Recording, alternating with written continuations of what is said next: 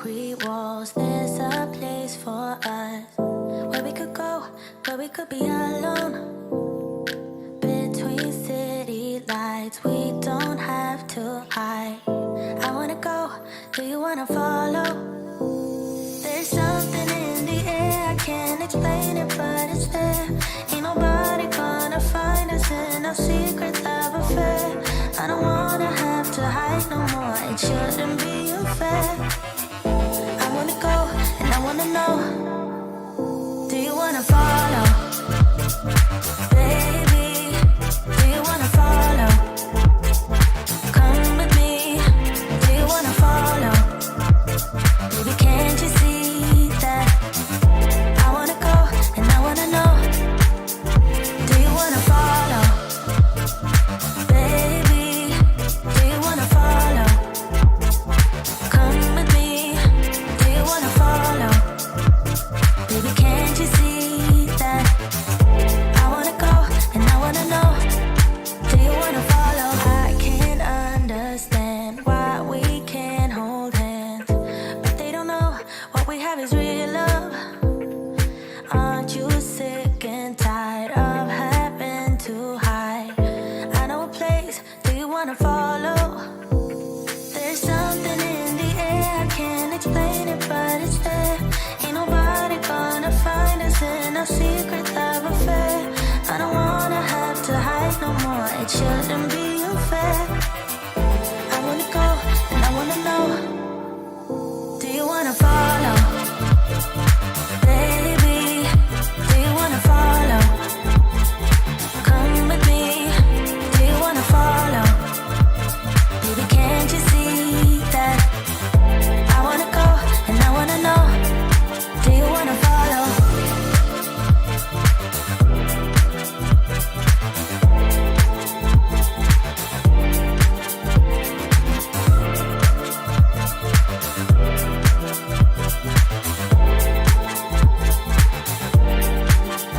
Do you wanna follow? Baby, do you wanna follow? Come with me, do you wanna follow? Baby, can't you see that? I wanna go, and I wanna know, do you wanna follow?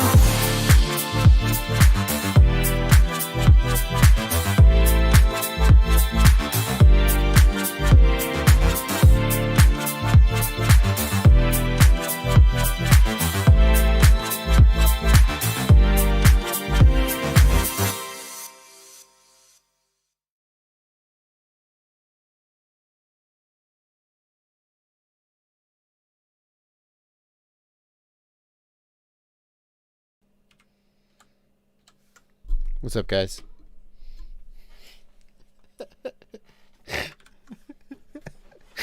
I'm Joshua Bardwell. Welcome to the stream. Check it out. I'm teasing you guys a little bit. Uh-oh. Nope. There we go. Nope. Nope, nope, nope. Oh, no echo, Alex. No echo? No echo. A little bit echo. Wow, it's been a busy day, guys. It's been a busy day. I can't imagine what I've been doing all day. Can't imagine what I've been doing all day. I spent all day busted my ass working on. Let's just be honest here. Hang on. Because this is the star of the show. I mean, this is what you guys are here to see. Oh yeah. Hey there, Orca. What's up, guys? Hey, you guys looking forward to this review? Huh? Yeah? Oh, hang on. Shit, guys, I'm sorry. Pause. I'm sorry, guys. Sit tight. There we go. Yeah, no, the video will fix. Yeah, I forgot to stop my OneDrive. Yeah, whoops. It's about to fix itself. Take it easy. It's gonna fix itself. Look at that. You guys ready? You ready for the review? Yeah, it's coming. Joshua shot the review today. He shot the review. It's finished. It's sent to the editor.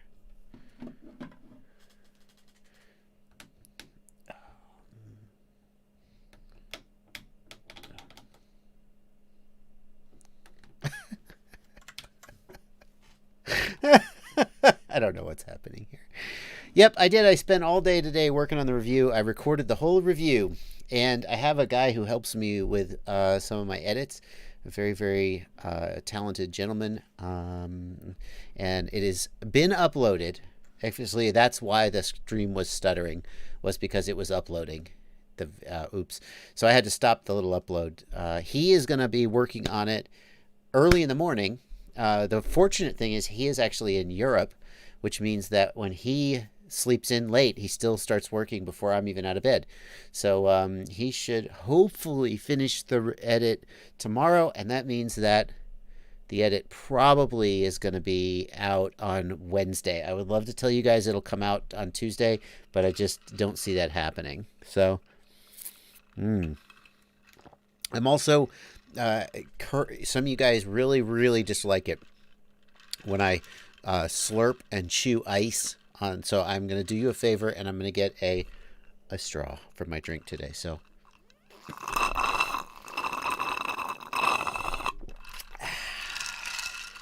the drink is gin and tonic. Gin and tonic.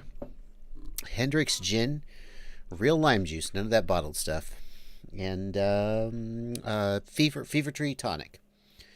Yes. Which Tony Briz wants to know, which picture do I like better? Which, hey, it's a plastic straw. It's a reusable plastic straw. It's not killing any turtles. Take it easy. Which do I like better, HDO2 or Orca? That's a good question, Tony Briz. And that's the kind of question that I will answer. Well, look, I do answer questions on this Q&A live stream. And welcome. If you're new here, anybody new here, say hello in the chat. I'd love to, if it's your first live stream, welcome. I do Q. You do the Q and I do the A. I answer your questions. That's what I do. For example, Jeff Brown just wants to know, I see they have 1800 milliamp hour 4S batteries. Why do you recommend up to 1500? Jeff, because 1800 starts to get heavy and affects the quad's handling. You will get longer flight times out of 1800. And if you want to give it a try, you totally can. Just generally, I think 1550, maybe 1600 is about as heavy as I like to go. But, you know, my Catalyst Machine Works Bang God build with a DJI Air unit and a GoPro Hero 7 weighs 800 grams. So maybe a normal quadcopter with an 1800, it doesn't, I kind of wish it was lighter. Anyway, there you go. That's what we do. Questions and answers. In case you're wondering what the deal is, here's what I'm looking at. Here's my screen right here. And I've got Ken Simmons. Ken Simmons is your first live stream. Welcome. Ken, there's a person who I think is Ken Simmons, and I'm about to embarrass myself if I'm wrong and I've mixed you up with someone else. But Ken came to Quad Camp at Horizon Hobby Quad Camp in Illinois, and I met him there. And if that wasn't Ken Simmons, then I'm about to look real dumb. And Ken joined my Patreon and joined my Discord, and now he's here in the live stream. So hello, Ken. Nice to have met you. And we had a little moment, Ken and I. Ken and I had a little moment. We didn't have a buddy box, and he was going to fly his quad for the very, very first time. And so, you remember that scene in Ghost where the Patrick Swayze and Demi Moore? Well, I didn't hug Ken. I didn't reach around him. I stood next to him, but I reached over and I kind of pinched the sticks gently below his fingers so that as he was flying, I was kind of like instructor buddy box. Yeah. So anyway, my point, what was I saying? Here's the questions. This is you guys in the chat going to be asking questions. Am I making a JBF7? Killian Edwards, I've been making a JBF7 for over a year now, and we're trying to get that yeah, I am, and hopefully it will, be sooner than a year from now. Yeah. So there you go. You ask the questions, I answer the questions. Right down here, in case you're wondering, is the super chats. Hit that $ right here, down below in the chat, and it pulls your question out, and I'll shout you out. I'll answer your question, and it's this chat goes by so fast. Sometimes I'm really embarrassed because I go back and I sometimes watch parts of the live stream, and I read the chats, and as I'm talking, like I'm doing now, I'm talking, and questions go by in the chat, and I'm like, oh, I wish I've seen that one. So the super chat is how you can make sure that I see your question. But I still will take as many questions as I can from the pleb chat. The pleb chat. And over here on the left is, this is my Discord server. It's like a little chat server.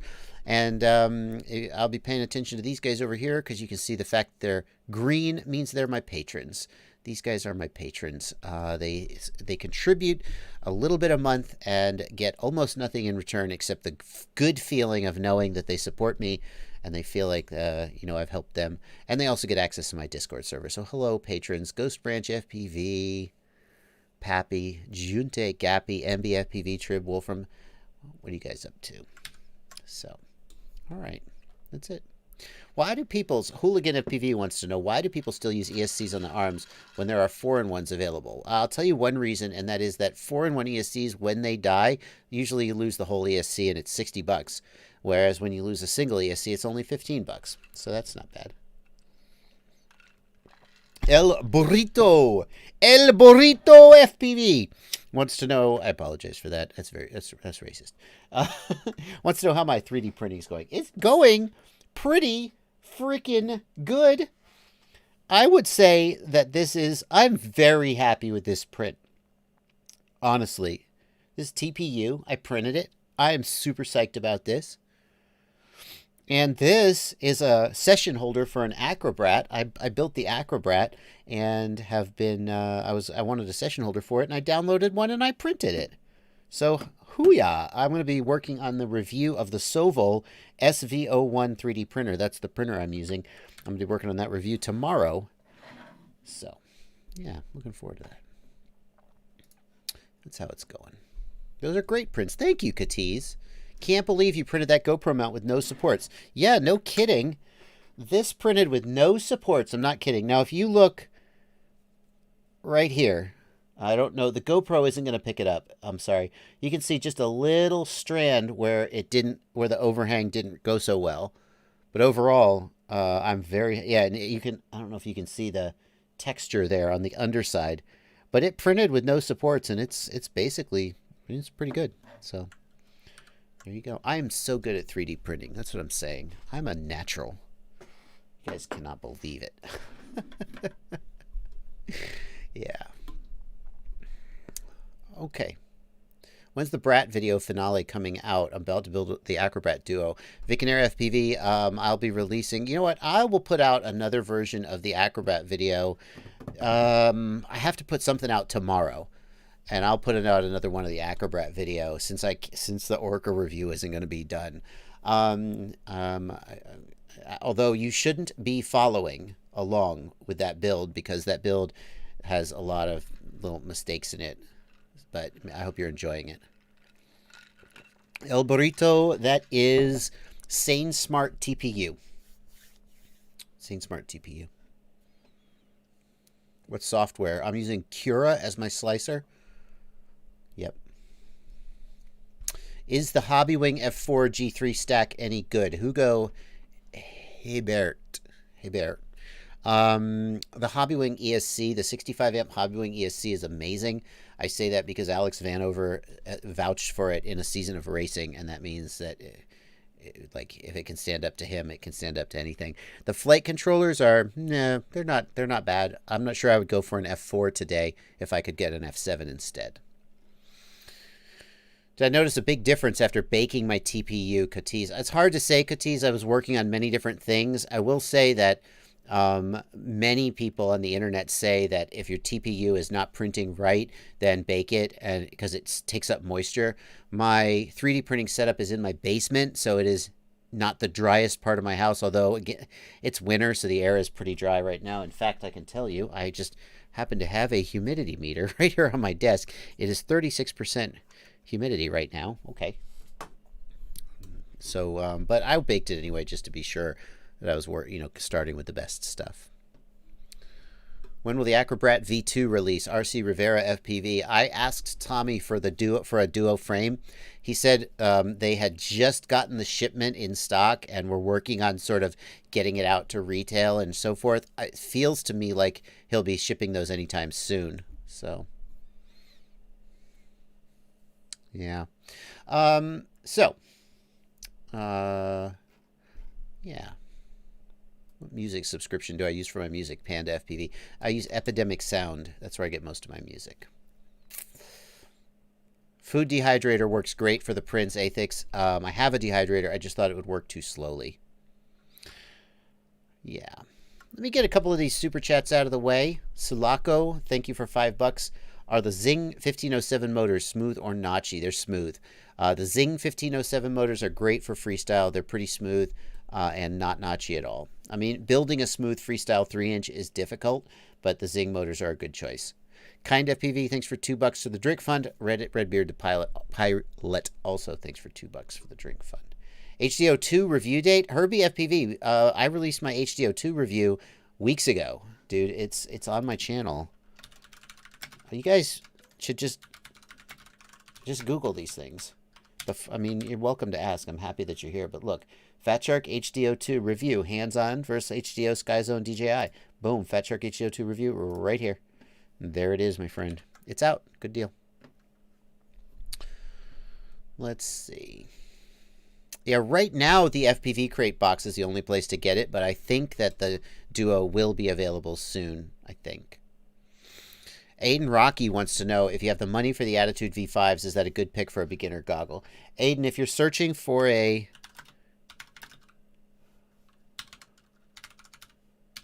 $300 goggle, I have a video, best FPV goggle around $300. And it goes through these options. I guess the Commander V1S probably is off the list. That's okay. I didn't like it very much anyway.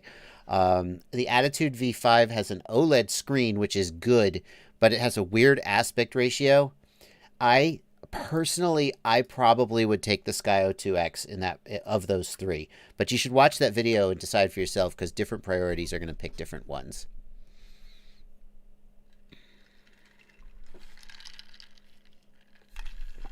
What would cause a whistling sound at about 30% throttle? Ooh, changed props, no difference.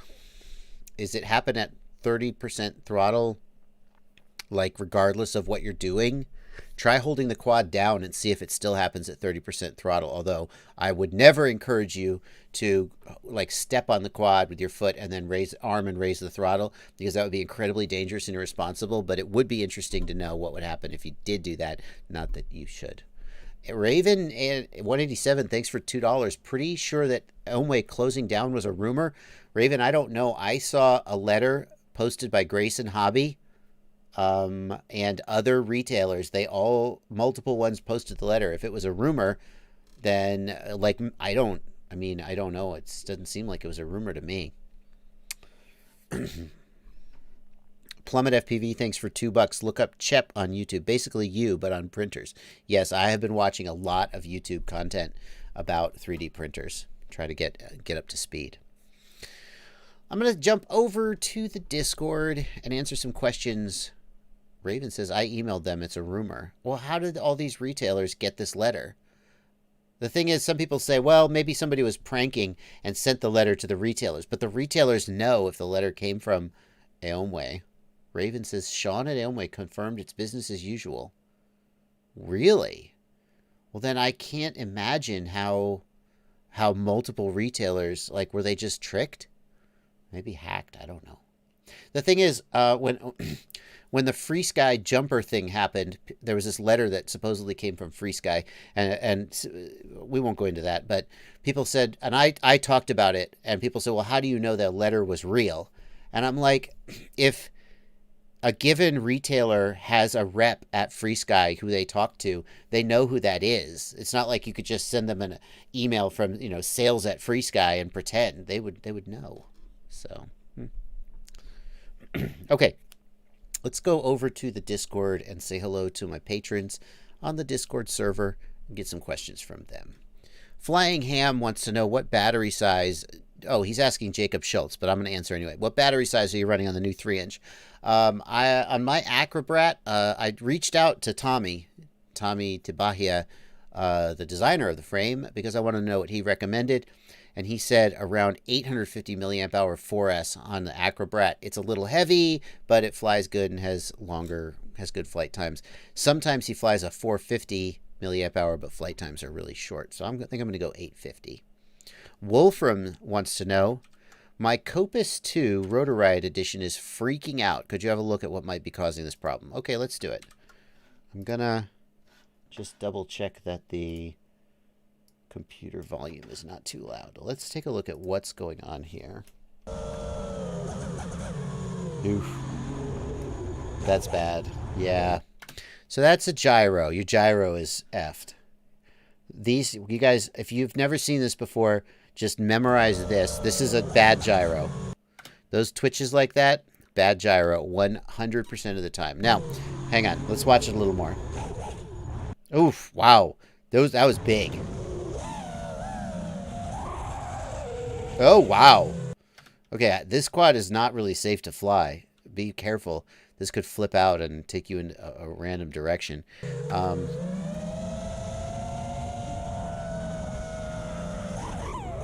Oh, golly. Oh, golly. Yeah, so here's the deal, Wolfram. It doesn't mean that your flight controller is damaged, necessarily, although it might.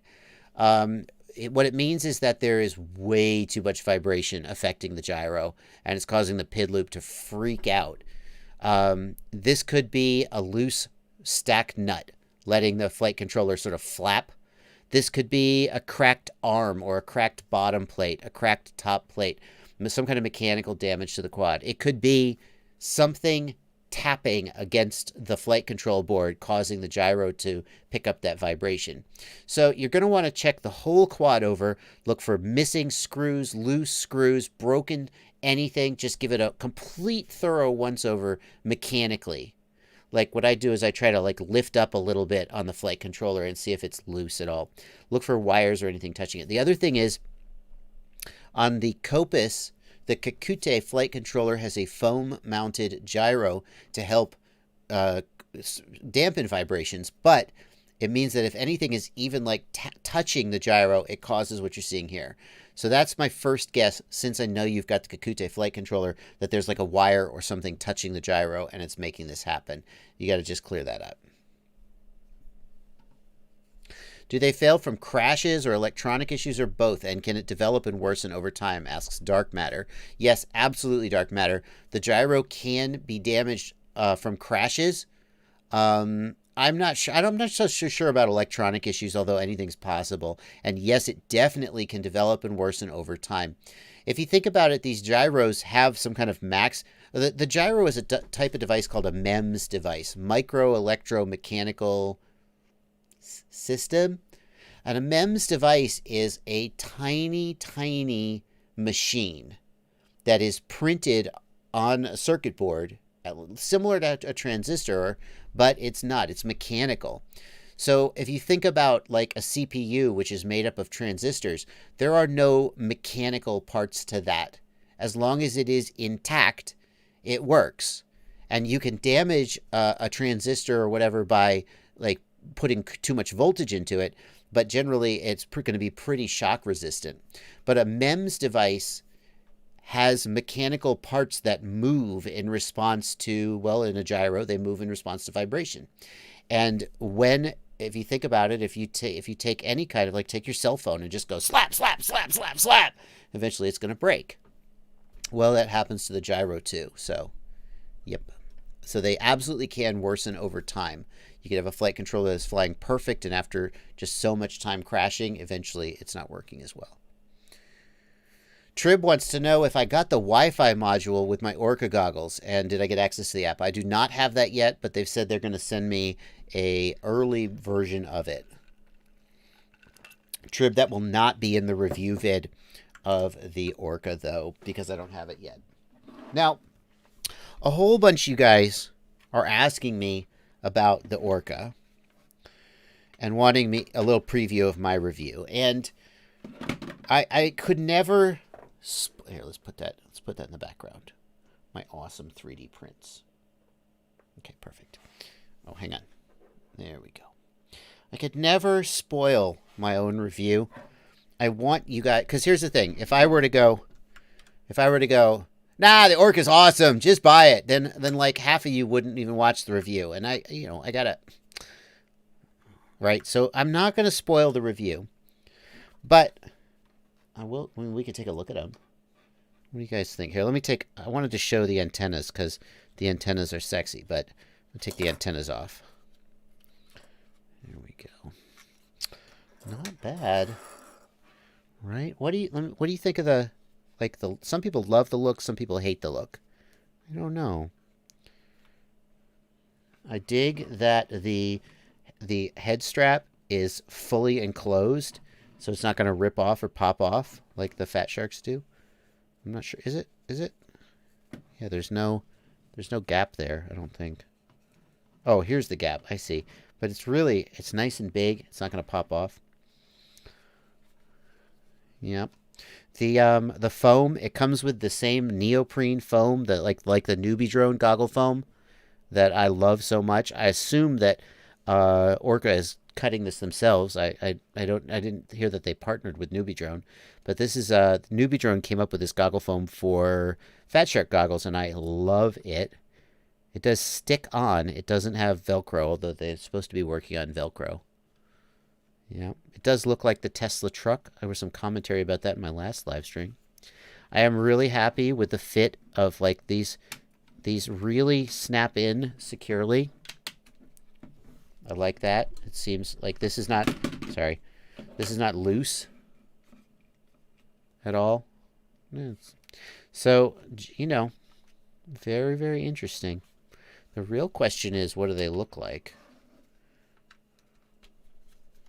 You know, if we power it on, like, what is it? We gonna power on?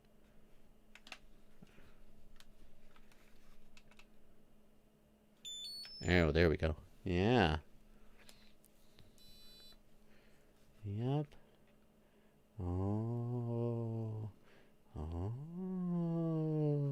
Okay. Engage FPV can't believe they didn't do the adjustable focus with the Orca. Yeah, they were going to do that, and I think, and the very first prototype that I saw in January at CES had the adjustable focus, and they thought maybe that was too much of a challenge or something. What kind of plastic is it, asks Top 2019? I don't know the actual type of plastic. It feels really nice and secure, and it feels pretty solid, and like it doesn't have a lot of flex or anything like that. So, did I power them on using a button? I know. What kind of a concept is that? Kyle K, I got to tell you, you know, talking about the Newbie drone foam, there's no bribing needed. I'm 99% sure it's just neoprene. It's just sheets of neoprene that they cut. Yeah. What do I recommend for a Cinewhoop with protected props? Aaron C. That's a good question, Aaron. There are so many of them being made now. There's a Gep RC Cinewhoop. I think the Mega Bee, they're calling it. Let's look. The Gep RC Mega Bee is one. And as the iFlight. I apologize, iFlight. Not the... Oh, that's the duct set. Where's the actual Mega Bee? Yeah, foofara. There we go. So here's the iFlight Mega Bee. Right, that's one, and I'm pretty sure there's a ready-to-fly version. I think that Holy Bro has one coming out. It's the Copus Cinewhoop. Let's go any minute now. Any minute now. No, okay. Oh, there it is. Yeah, Holy Bro one looks pretty tight. Look at that. Look how nice that top plate is. You know, just very trim, very nice. Yeah. Rounded front to help protect the... Oh, a little 3D printed front. Very nice. And Rotor Riot's making a build of... This one has the actual Shendrone's squirt. So this is Andy Shen's frame. And it's the frame that Paul Nurkala flies as well. Rotor Riot's building one for you if you want to get one. I honestly... I don't have enough knowledge about Cinewhoops to say, oh, this is a great one, you know, in terms of like what parts are on it. But yeah, there's a lot of them out there. I mean, I guess if you wanted to go with one, you couldn't go wrong to go with the original, the Shendrone Squirt, right? I mean, you know, at least you're supporting Andy Shen, and that's good. Not that there's anything wrong with these guys making their own version of his frame, but like, who could do it better, Andy Shen or iFlight? I mean, nothing against iFlight, but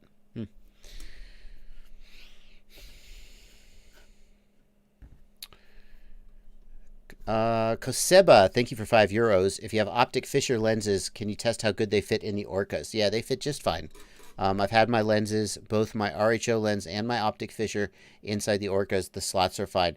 They're a little tight, but you're not going to take them in and out very much anyway. So,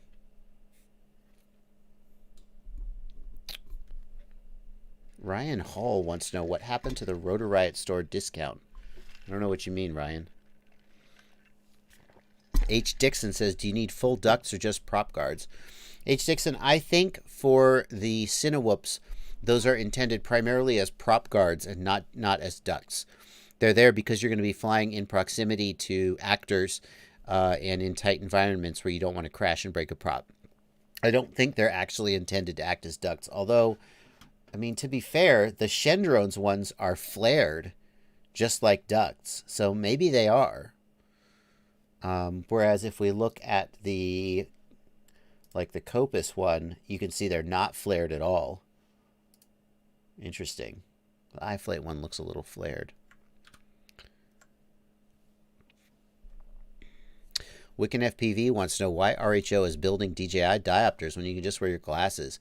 I mean, Wiccan, it's a little uncomfortable to wear my glasses under the DJIs, although I do it. I'm also sometimes worried about scratching the glasses. Hans Gunnars, thanks for 50 Swedish kroner. Throttle limit or motor output limit on Forest motors using a 6S battery? What do you recommend? Hans, I probably would use a throttle limit. And the reason for that is that I would prefer for the flight controller to have full authority to the motors and just use my throttle to kind of limit the commanded motor output. However, if you're in a situation, if you're running 2500 kV motors on 6S, you can get in a situation where the motor just can't handle it. It desyncs and stuff, at which point the motor output limit would be the way to go. I'll bet you that most people, well, the tuning's going to be different. If you have a motor output limit, then the PID loop itself is restricted. It's almost like turning down your PIDs. Whereas if you have a throttle limit, the PIDs are just as strong as they were going to be. Maybe too strong. So I would start with the throttle limit though, Hans. I've used a throttle limit on a 2400 kV motor on 6S. No, I take that back. It was a 2150 kV on 6S, and it flew great with a throttle limit. On full throttle, it was just a complete gut ripper and just destroyed batteries, but it was a lot of fun to fly for 30 seconds. And then with a throttle limit, it came down and almost felt like a 4S on 66% throttle limit. Voltronics, thanks for $5. I have 4 JB motors on my quad. Some are tight, some are loose. Should I adjust the screws, and what torque would I need? So Voltronics, the screw will only adjust vertical play in the bell, okay? If you have vertical play in the bell, you might tighten the screw. However, it's really unlikely that the screws have backed out. The screws come from the factory with thread locker on them, and they're not going to go anywhere. Now, if you look at the underside of the motor, you may see that there's a brass bushing there, or a brass washer, basically. Or you may see that it's not there. Those brass washers can wear and wear away, and that may be why you're getting additional play. I don't know a torque spec for you, but when I tighten motor screws, what I'm looking for is I find the point where the motor just starts to get tight, and then I back off like a quarter turn. I don't want the screw binding the motor at all. And there may be as much as maybe a 0.5 millimeter of vertical play in the motor, and that's okay. The other thing is, if you're going to go turning motor screws, you have to heat the screw up with a soldering iron before you turn the screw. There's thread locker in there, and if you just try and take the screw out or tighten it up, you'll strip the screw, or you could even rip the head right off the screw. So what you want to do is take a soldering iron, just crank it up to max, hold the motor shaft, and touch the screw with the soldering iron until you start to feel the motor shaft warm up. It doesn't have to get hot, but by the time you feel the motor shaft warm up, the screw will be hot enough to release the thread locker, and then you can take the screw out. Blizzard FPV says, throw away that strap and get a hot dog FPV strap. Funny you mentioned that. Is this a hot dog? Is this legit hot dog? Or did they make their... Yeah, no, this is a hot dog. Hot dog FPV? You don't say. Whoa. Hot dog FPV. Yeah, I was at I was in Orlando last week, 2 weeks ago, and I had when I got my HDOs, they came with a typical Fat Shark strap, and I had a Sky Zone Sky 030, and it had a thick strap. So I just took the Fat Shark strap off the HDOs, and I put the Sky Zone strap on it, and the world exploded. But then I was in Orlando, and I was like, Drew, if you give me a Rotorite strap, I'll wear that instead of the Sky Zone strap. And he was like, done. So yeah, now I have a hot dog strap.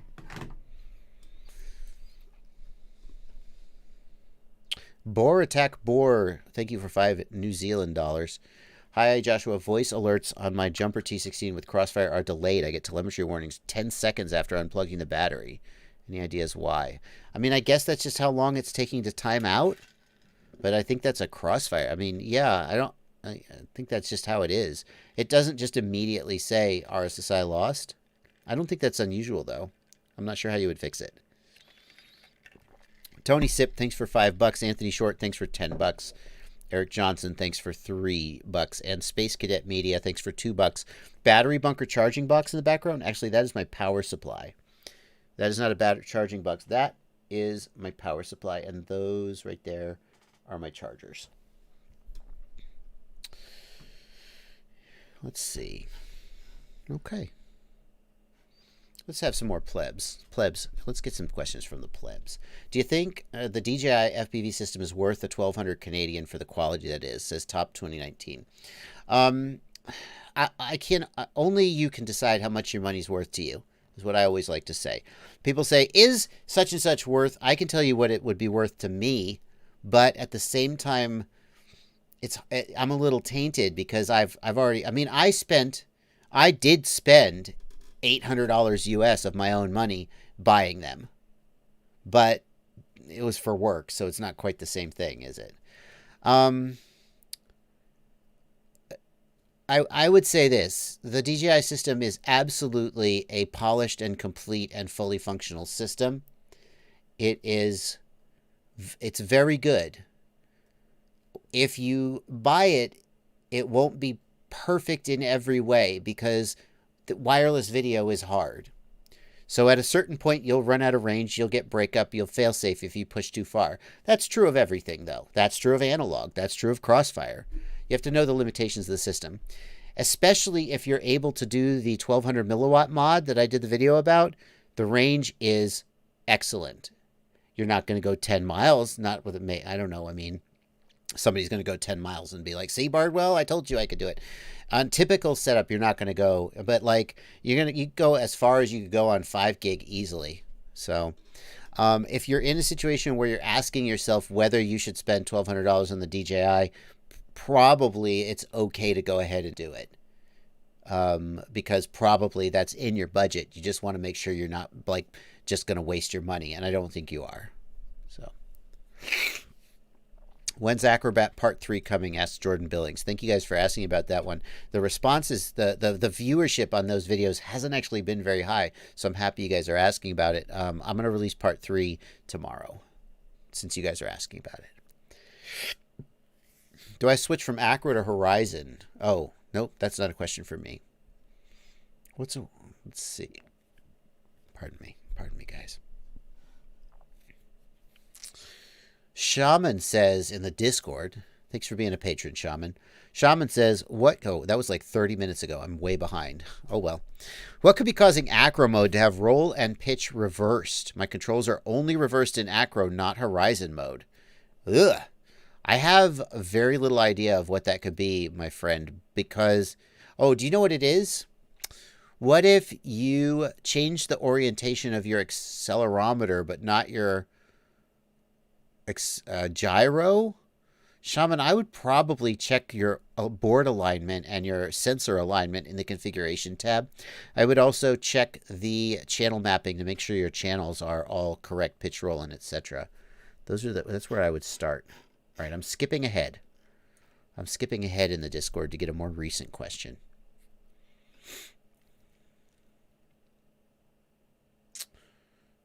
Let's see here. Flying Ham wants to know, when I power up, my ESC does not make its tones and power up for the first 20 seconds. Once it powers up, it flies just fine. Is this something that can be fixed? Flying Ham, that's a weird one. If the ESC doesn't go doo-doo-doo the minute you plug in, then something isn't right. The final doo-doo can be delayed in some cases if the flight controller takes a while to initialize. But if it doesn't go doo-doo-doo the minute you plug in, that's pretty weird and it could be broken. But if it flies fine after the first 20 seconds, maybe you don't want to throw it out. Just, yeah. I am Jacob Schultz wants to know if I'm going to do a video of what I carry in my flight bag. Maybe, Jacob. I don't tend to do a lot of that kind of video. I mean, I tend to do tutorials, and I kind of feel like, oh, I'm going to show you what's in my bag. Is like, I would just rather be, I feel like I'm just putting out low effort content, to be honest with you. I got a little bit of flack on my recent video. Let's see where it is. I got some flack from my Jumper T16 custom splash screen video showing how to put a custom splash screen on the Jumper T16. And it's very simple. All you have to do is just, create a file of a certain resolution and copy it to the SD card. And one of the commenters was like, what about background images? What about model images? Low effort. And I was like, hey, they can't all be 20-minute long epics. But, yeah.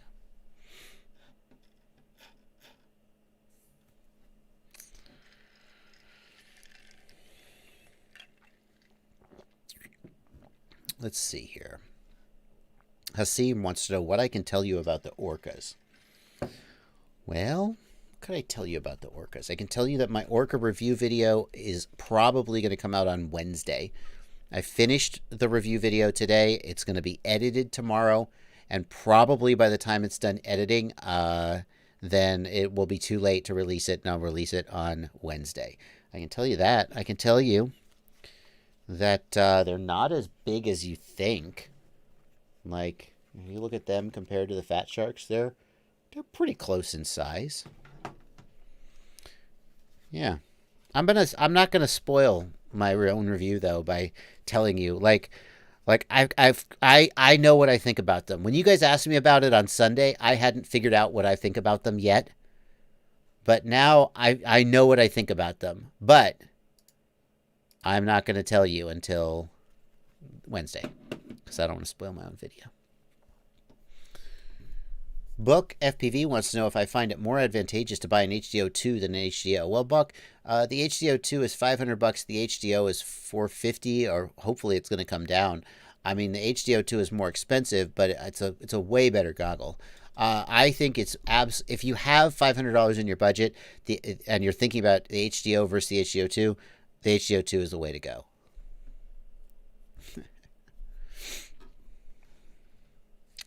Space Cadet Media, thanks for $5 in the super chat. Can I hook Race Day Quad's GPS to an inverted UART? No, you cannot. Sulaco, thanks for $2. How does board alignment work with two gyros? There's a separate alignment for each of the two gyros, and it does need to be correct. The gyros, one of them will be 0 degrees and one will be plus 90 degrees or something like that. There's just two alignment parameters. What you should do is you should use board alignment, not sensor alignment. So in the Betaflight configuration tab, there's one set of parameters for board alignment, and it moves all the sensors together. It just rotates the whole board. You can also change the alignment of individual sensors, but you should almost never have to do that because the sensors are soldered to the board.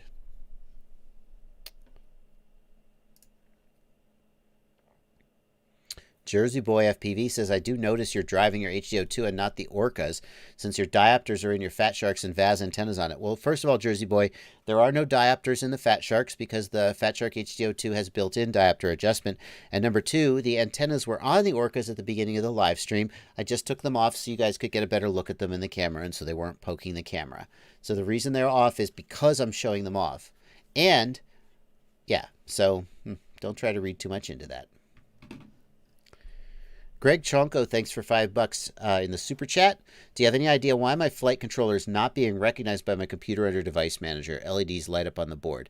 Greg, in that situation, I would try to put it into bootloader mode, hold down the bootloader button, or if you're unlucky enough to have bootloader pads, short circuit the bootloader pads, and then plug in the USB. And then if you don't see DFU in the configurator, pull down where's has this one got a bootloader button on it, or is it pads? No, this one's pads, so forget it. I'm not doing that.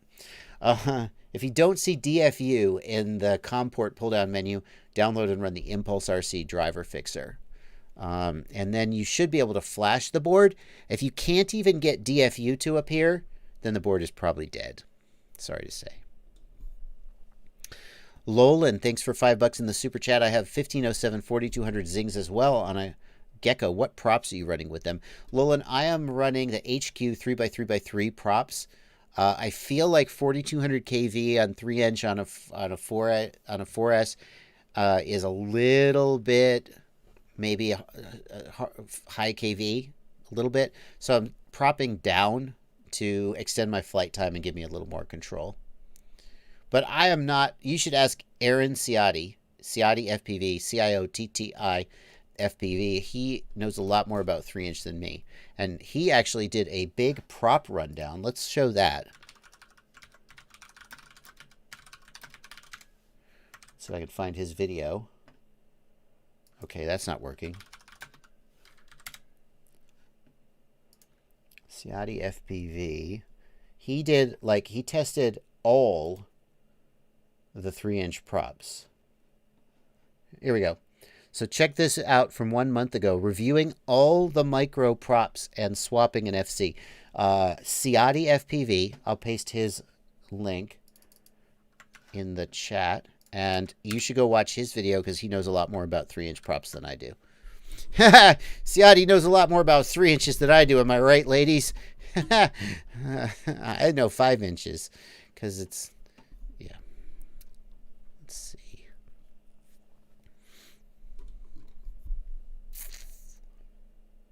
Have I had any problems with the Jumper T16 so far?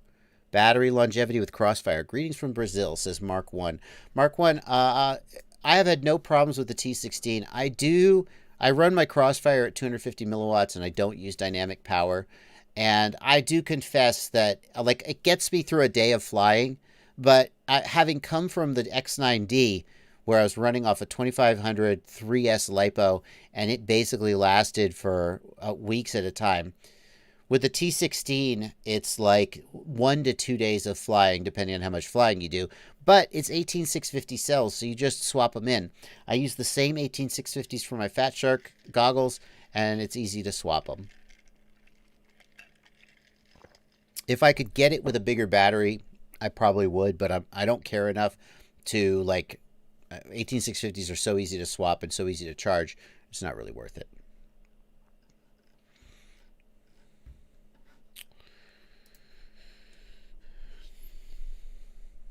Flying Ham, we're talking about this board, that this ESC that doesn't start up. Let's see. It doesn't delay when you plug into Betaflight. Let's see, what are we talking about here? If the ESC is not turning on. Yeah, the question in the Discord about this ESC delay is, does it make the first set of tones but not the second, or is even the first set delayed? That's the question, Flying Him. Jamie Levy says, my T16 has less range than my X-Lite. Yeah, Jamie, the X-Lite actually has, I believe, like a patch antenna inside it. So it's not just, it has the Omni on the outside, but then I think the internal antenna is a patch. Is that right? Or is it an Omni? Maybe I'm thinking of the X10. I know the X10 had a patch antenna in it, and it had more range as long as you were flying in front.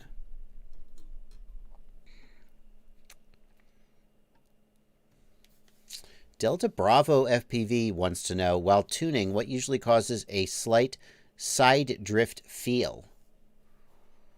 Whew. That's tough, Delta Bravo. I suppose if you're flying in a straight line and the quad feels like it's drifting, maybe raise eye gain on the roll axis. But I'll bet that I'm not reading what you're talking about exactly right. Yeah. Flying Ham, the second set of tones, the flight controller is delayed. Okay, so what that means, Flying Ham, usually the flight controller will not initialize the motor signal until it finishes calibrating the gyro. So you know how your flight... Is that true? That's not true. Because if you think about the startup tones, they go doo-doo-doot, doo-doot, doo-doo-doot. Then that's your flight controller initializing the gyro. I have one quad where the second set of tones is always delayed. Like the flight controller just takes a while to start up. But I just don't worry about it. I just wait for it to happen and then I go fly. Yeah, Cotis, I don't think it's the gyro calibration timer because the ESC will still see the motor signal before the gyro initializes. Hate Eternal Maver says, if your FPV camera is off-center, it can give you the sensation that you're drifting sideways. That's interesting. UAV Tech says, what about transmitter jitter or the center being off in the receivers tab? Very good point, UAV Tech. Thank you for contributing. And also just glad to see you tonight, Mark. If your channels are not centered, then when you center the stick, but then the quad wouldn't like drift, it would roll. Yeah, hard to say. Tony Sip, thanks for $5 in the super chats. Hi, Josh. I had to replace the control board on my Mobula 7. They sent me a newer version, 3.0, but now I can't get it connect to Betaflight 10.6.0. They sent you version 3.0 of the hardware, right? But you can't get it to connect. I mean, there's no reason. I mean, obviously your drivers are correct because you could connect to the old one. I mean, when you plug it in, what happens, Tony? Do you get a sound? Like, does it give you the doo-doo startups, the plug-in sound? Yeah. What happens, Tony? Tony, thank you for your donation. Probably we're going to need to do a little back and forth on this. And Tony, if you want to just reach out to me on Facebook, I'll do my best to go back and forth and figure this out with you. Arjun, thank you for 200. I think those are rupees. Thank you for 200 rupees. Arjun, I purchased a pre-owned HD2 without a receiver and had it shipped to my cousin's place. How do I ask him to check if it's working? Arjun, you probably need a receiver to test it. But, I mean, if you plug a battery in, the screens should light up. So you could certainly test that. The DVR probably would work if you hold down the right side joystick.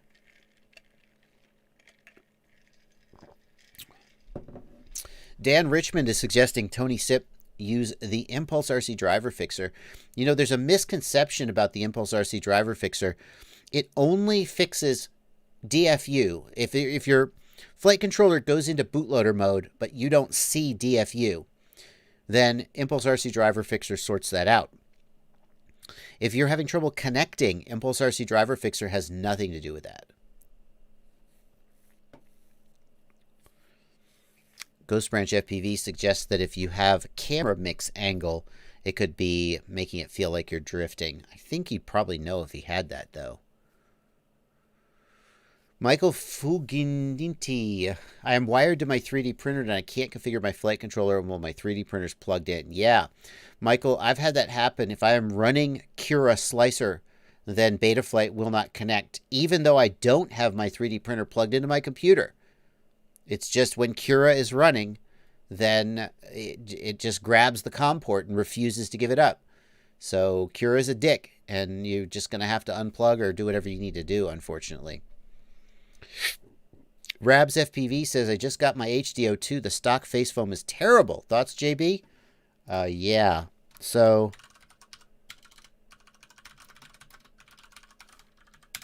I am the biggest fan in the world of this stuff. This is the Newbie Drone Max Comfort Goggle Foam. It's basically just neoprene, or so I'm told. But it's so freaking good. And it's only $8. Geesh. I love this foam. Here's my review of it. I did a review of this stupid foam. It's so good. It lasts longer than the stock foam. Some people still prefer the leatherette foam, but this to me is so comfortable and so good. It is. I love it, and it's all I want on my goggles.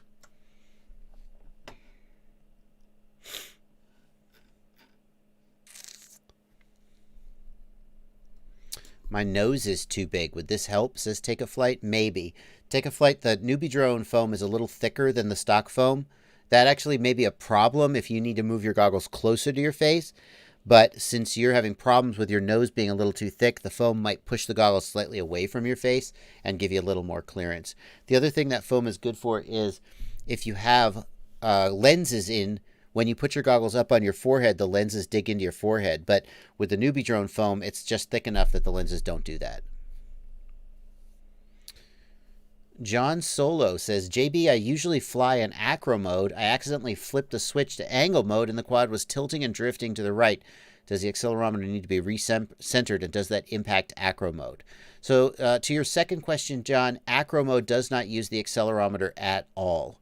Acro mode uses the gyro only. So the other question is, the accelerometer doesn't need to be recentered. So you have to calibrate the accelerometer so it knows what level is, okay? But the accelerometer, there are two things that can affect the accelerometer. One of them is if you crash, the impact can actually knock the calibration of the accelerometer off.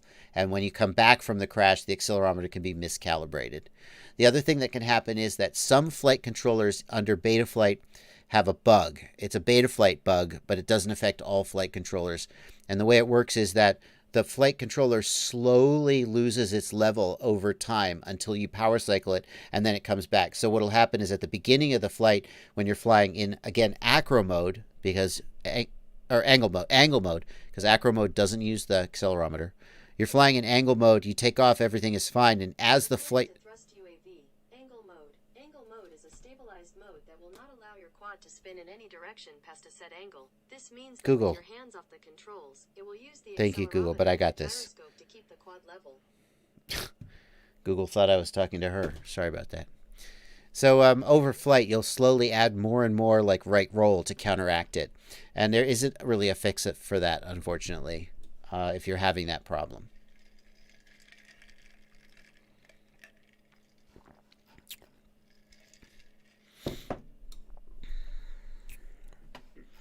LED Sled 01, thanks for $5. What kind of charger do I need to plug your balance board into?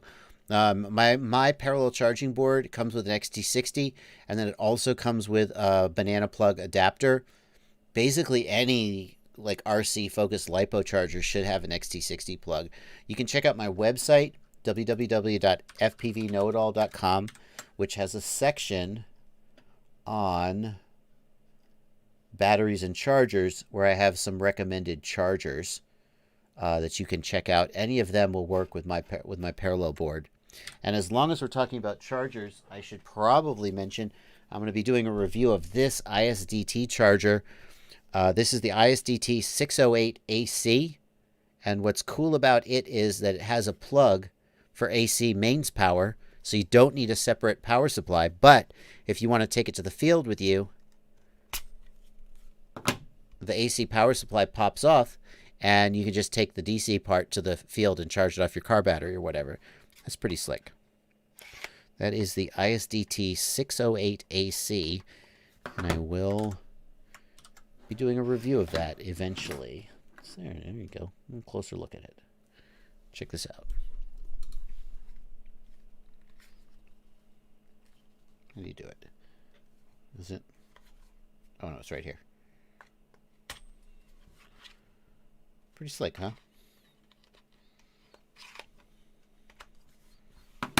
All right. Corey Schroeder, thank you for $5. Should I get the HD1 or the Skyliner? Looking to get a ready-to-fly HD quad for some low-effort cinematic FPV freestyle. Well, I think the Skyliner is a better frame than the HD1. The HD1 isn't a bad frame. The Skyliner is just a little more premium. And I do like the vertical camera plates on the Skyliner for how they let you easily set your angle and protect your quad. So, I mean, if money's no object, the Skyliner. Why does analog have to suck so bad? Thank you for a $2 super chat. Because it's old. Analog came from the 60s and the 70s, and everybody knows everything sucked back then. Digital is modern and new and awesome, and everything's better today. Why does analog suck so bad? For the same reason that television. Remember how bad television... Go watch some television shows from the 60s. Aren't they terrible? Now watch television shows from today. Aren't they awesome? That's why analog sucks so bad. Everything was bad back then. Let me ask you this. Have you ever heard of anyone? Now think about this hard. Everyone starts out, they get born, and they start in the past, and they move from the past to the future. Right? Think about it. No one has ever, in the history of time, gone back to the past. Everyone's going to the future. Where are you going right now? You're not staying in the present. You're not going to the past. You're going to the future. And so are we all. And that means the future must be better. Because if the future isn't better, then why are we all going there? And that's why analog sucks. It's from the past. Digital is awesome because it's from right now, but it's not as good as whatever's going to come in the future. That's going to be even better. Benjamin Button aged backwards, but he did not actually move into the past. Classic cars. Spectre Verks. Not everything in the past is inherently bad. So, there are some good things from the past.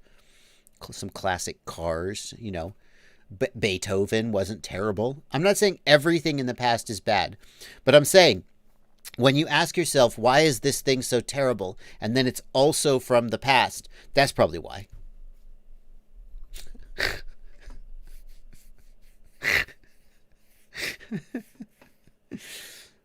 Seth Rogen. You mean Vic and Aaron? Are you sure you mean Seth Rogen and not Joe Rogan? I wish I could do a Seth Rogen impression. He's got this beautiful, hoarse voice and the stoner laugh, but I don't think I can do the stoner laugh. Yeah. Old Mustangs were good in the past. No, see, that's another example. Old Mustangs had V8 engines, big, loud, raucous engines. Modern Mustangs have turbocharged EcoBoost engines that are both powerful and efficient, and that's better.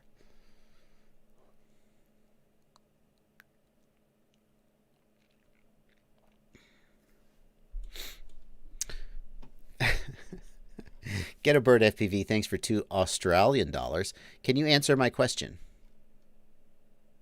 I would love to have answered it if it was in your super chat. Oh, there it is. Get a Bird, looks like I missed your question. Sorry about that, dude. How did I miss you?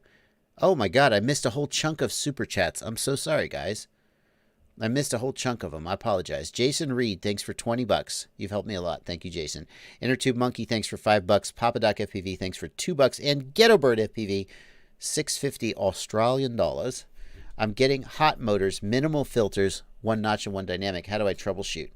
Well, I mean, Ghetto Bird, I'm sorry to say that the answer is you turned off all your filters and now you have hot motors.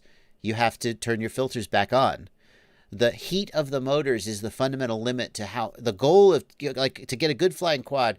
Ideally, you want to turn off as many filters as you can, but eventually you get hot motors and you have to stop. And to be honest, there's probably not a lot you can do other than just build a completely different quad. Every quad is going to have a certain base level of vibration, and once you hit that point, you just have hit that point. Now, you said you have one notch and one dynamic filter. If you've literally turned off all of your low passes, in other words, if you have just the dynamic filter and the notch and I don't even know what your filters are, but I kind of suspect you've turned off too many of your filters to begin with, and you're lucky not to be smoking a motor. So in Betaflight 4.0 or 4.1, yeah, and 4.0, there's the dynamic filter, and there's some low pass filters, and there's some notch filters, some static notches, but they're off by default. And you can turn off the gyro filters, the gyro low passes, and you can turn off one of the two D-term low passes, but not both. If you ever turn off all your D-term filtering, your quad is probably going to fly like crap. So without knowing exactly which filters you've turned off, it's hard to judge, but probably you just need to stop turning off your filters and turn some of them back on, and that's life. Sorry for missing your question, though, and everybody whose questions I missed.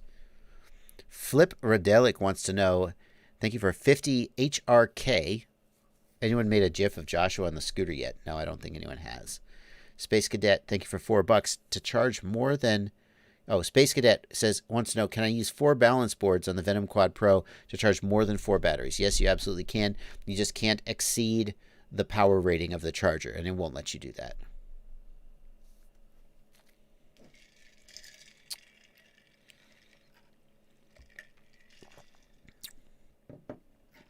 I keep checking the Discord to see if my patrons have any questions for me, but they've all gone silent.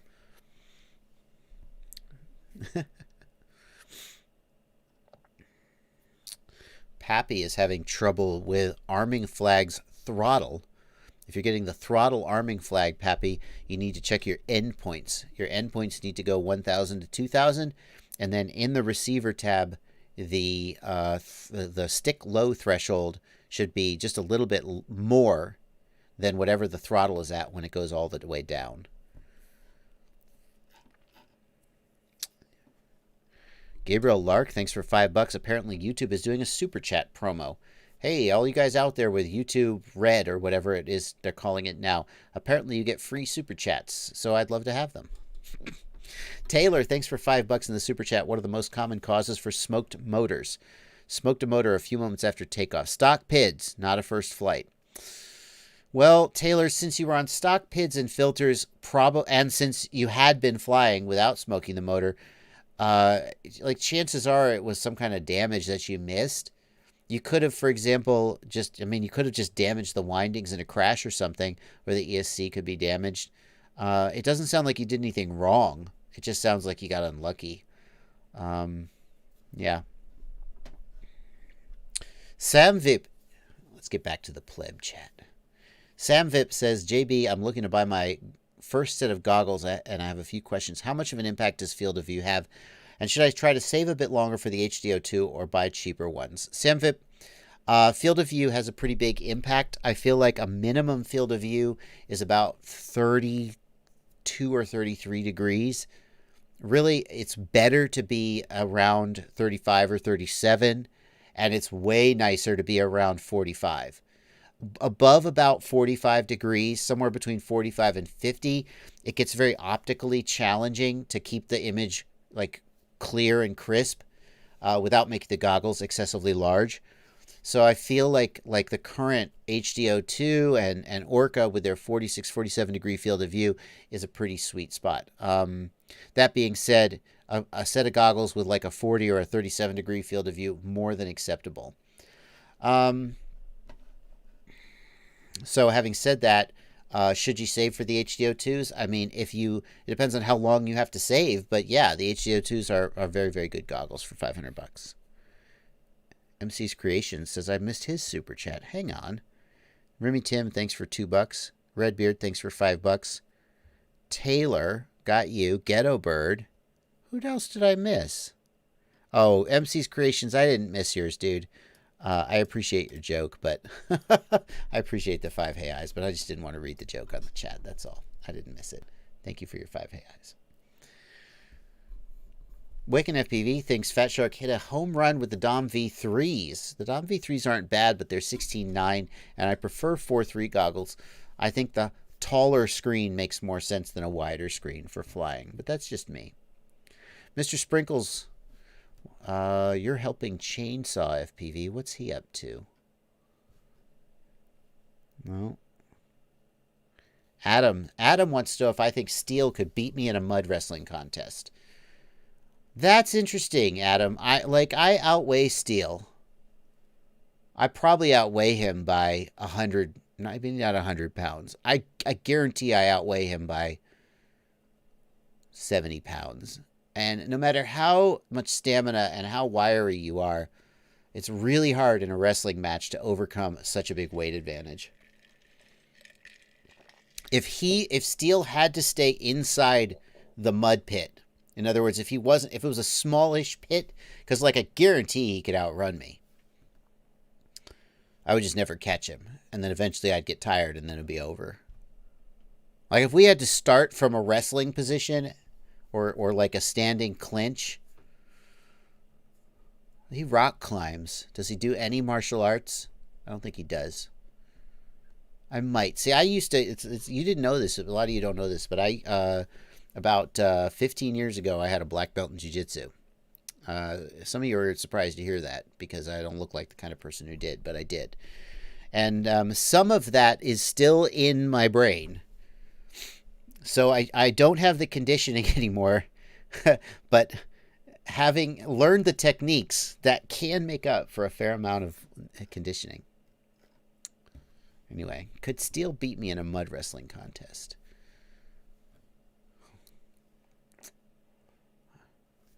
I don't know.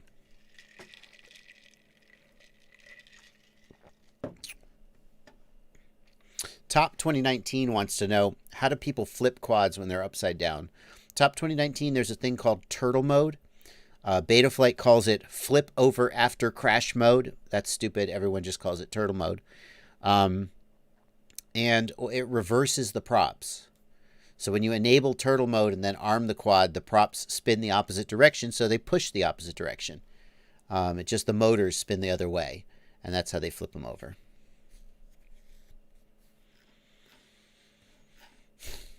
Michael Clagues, thanks for $2. Everybody's giving me their $1.99 free super chats. Steele can't do a pull-up, says Django Reed. That's not true, Django Reed. Steele freaking rock climbs. Surely he can do a pull-up.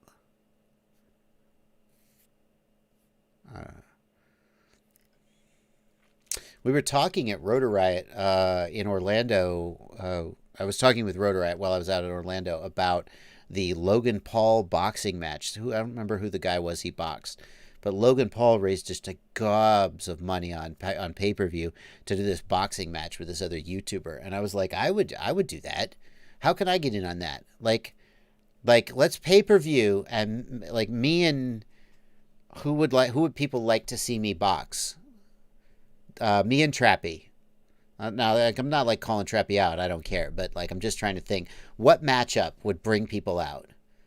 And we'll do pay-per-view. We'll box. We'll split the money up at the end.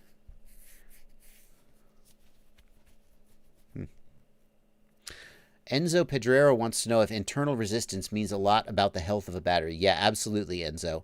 If you have a battery where the cells are not close to the same internal resistance, like one of the cells has a way higher internal resistance, or if the resistance of all the cells is too high, then the battery will definitely perform worse. However, keep in mind that some chargers and some battery checkers don't measure internal resistance accurately. And keep in mind that internal resistance changes along with the temperature of the battery significantly, and it changes along with the state of charge. So if you test the internal resistance of a battery at storage voltage, it'll be very high.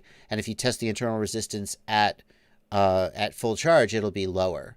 And that doesn't mean the battery has changed in some way. It just means that the way you measure internal resistance is dependent on the battery voltage. So if you're going to measure internal resistance, always measure internal resistance at full charge, 4.2 volts per cell, or if it's a high volt, I suppose 4.35, and make sure the temperature of the battery is controlled. Don't measure the internal resistance outside on a cold day and then inside in a warm house and expect the numbers to compare.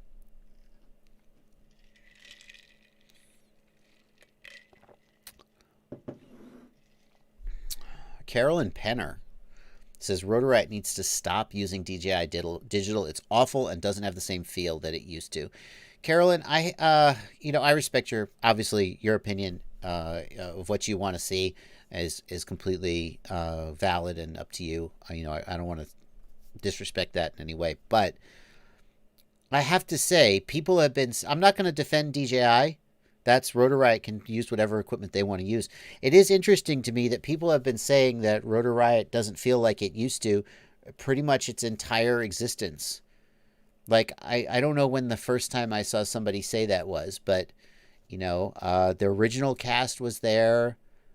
In the beginning, Rotor Riot was funded by Lauren International. They had a ton of money, and Lauren was trying to kickstart the show.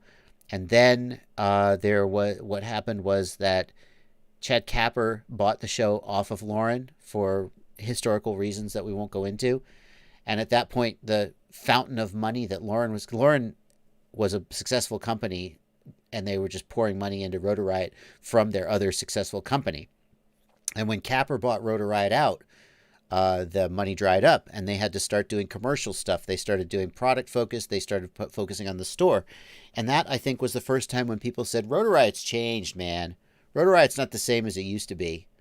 And that was with the original 4 pilots, too. So don't be like, oh, that's, that. So people have been saying Rotor Riot's changed and it's not the same as it used to be. Its whole existence. Life just keeps going on. And if you don't enjoy watching the content, don't watch it. I don't think as a creator that you can worry too much about your audience. And what I mean by that is, here's what I mean. Not that it doesn't matter, because obviously if you do something that pisses off your audience and they don't like it and they stop watching, then you're out of a job. You don't want to do that. But when you have a large enough audience, everything you do will piss off some of your audience, and some of your audience will love it. And so the fact that you did something and somebody didn't like it, it's impossible unless you just like focus group it or something. But then you just focus groups have their own problems. It's just impossible to know. So what you have to do is you have to make the content that you are passionate about, that you believe in, that you truly think is great. And you have to then hope that the numbers follow. I think if you look at the content that Rotor Riot made, these last 2 episodes were amazing fun to shoot. The Freefly Alta Power Loop, and now the Cinewhoop episode. They were amazing fun to shoot. They have great views and great comments. The analytics are good. Everything is wonderful about them. Some people are saying these are the best Rotor Riot episodes that they've seen. And they also were sponsored by DJI, although I'll point out, Freefly is a direct competitor to DJI in the cinema space. So it's just, yeah, okay.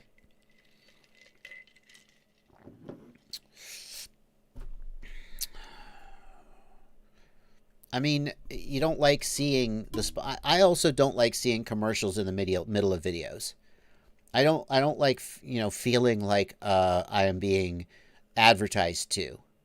But I understand, like I watch Linus Tech Tips, and when he goes, after a word from our sponsor, and he transitions to the sponsor, and I'm like, okay, Linus, I get it. You have to pay the bills. And he does this little 10-second spot. Rotor Riot's not even doing spots. Rotor Riot at no point, at the very beginning, there's the sponsored by DJI card. And that's actually required by law in Europe to disclose the sponsorship before the message. At no point does anyone in Rotor Riot go, and we're going to power loop this Alta X right after we'll talk about how awesome the DJI digital system is. I mean, we're just making the episodes we want to make while we happen to be wearing the DJI system. Yeah, anyway. And the beauty is that we get money to do things like that, and we don't have... Anyway. Yeah, Flight Test is even doing mid-roll sponsors. Flight Test, I love Flight Test. I'm not criticizing them at all. But the first time they said, now we're going to pause the video to talk about coffee, I was like, wow, Flight Test. Wow, okay. So, anyway.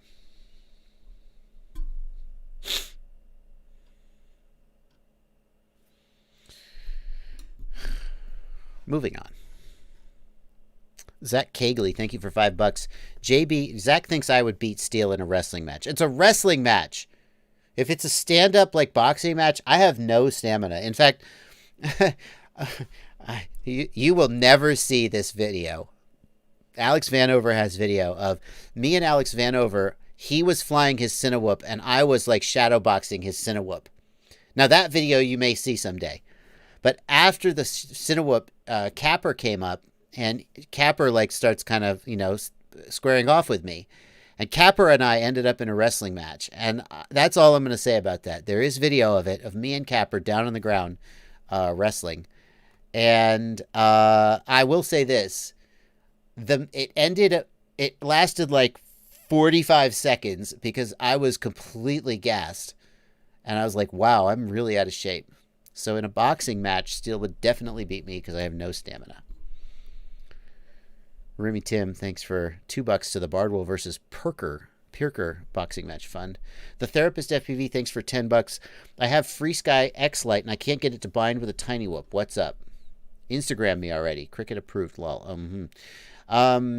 So if you have the X Lite Pro, the new one, then the tiny whoop has to be in D16 mode. It can't bind in D8 mode. The Therapist, that's the best. If you have the older Free Sky X Lite with the D16 or D8, just make sure that you're selecting the right mode, D16 or D8, based on what the tiny whoop has as its receiver. The other thing is that if you have an EU radio and an FCC receiver, they won't bind. So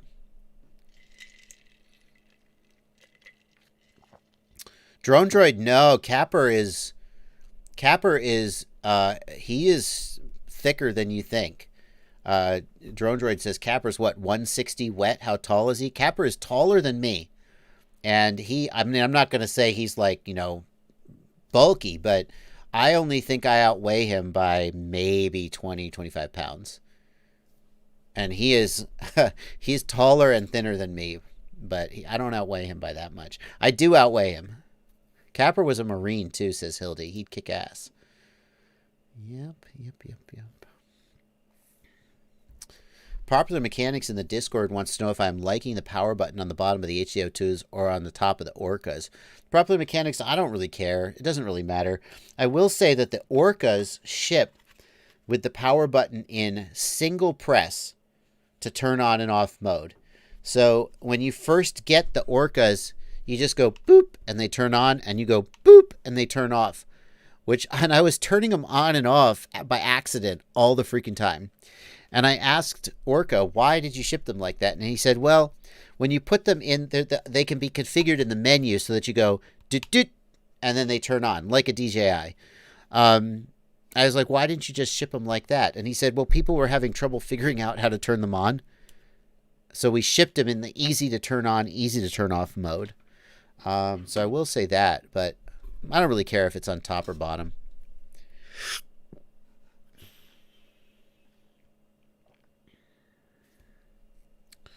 Me, Myself, and I says, I don't understand people. Want great content, but don't want to pay for it. Ads and sponsors pay the creators. You're 100% right, Me, Myself, and I. I feel very fortunate. I'm very fortunate that I have managed to work myself into a position where all of my income comes from my patrons, from YouTube, and from affiliate links. But even when I'm using affiliate links, I only link to products that I really support and believe in. And I have affiliates at like 5 different stores. So I never feel like obligated or tied to promoting one store that I don't believe in. And so I am able to take a kind of like moral high ground. I don't need to take any money from advertisers. I don't do sponsored spots. That's because I have principles. Well, it also is because I don't have to. If all my affiliates dried up and all my patrons left me, I would start doing commercials. And you guys would be like, Bardwell is sold out. Well, you do that now, some of you. Rotoride, on the other hand, I mean, they have a store, they have products to sell, and they pay the bills through sponsorships. And, okay. You like the content? Jacob Donenfield, does DJI use OLED? No. DJI goggles are LCD. And I got to tell you, if you just look at the quality of the screen, Orca, SkyZone Sky 030, Fat Shark HDO2, the screens on them beat the hell out of the DJI screen. Now, the DJI screen, it's high definition. And so it's like, okay, well, would you rather look at an OLED standard definition or a high definition LCD? And actually, like every time I switch from the DJIs to my Fat Sharks, I'm like, oh, this looks so colorful. And I go back to the DJIs and I'm like, oh, but there are so many pixels. I really wish DJI would release an OLED goggle. It would be amazing.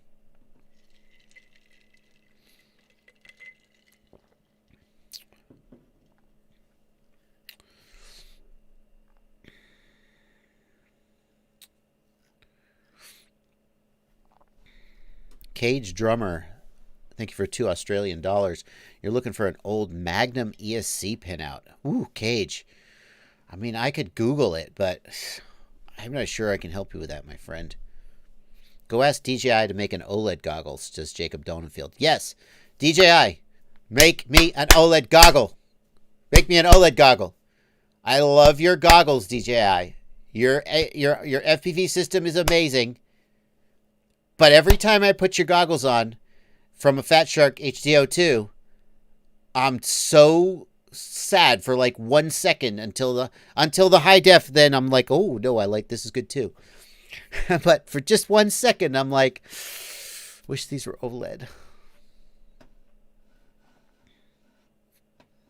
Don't clap with that mic position. Yeah.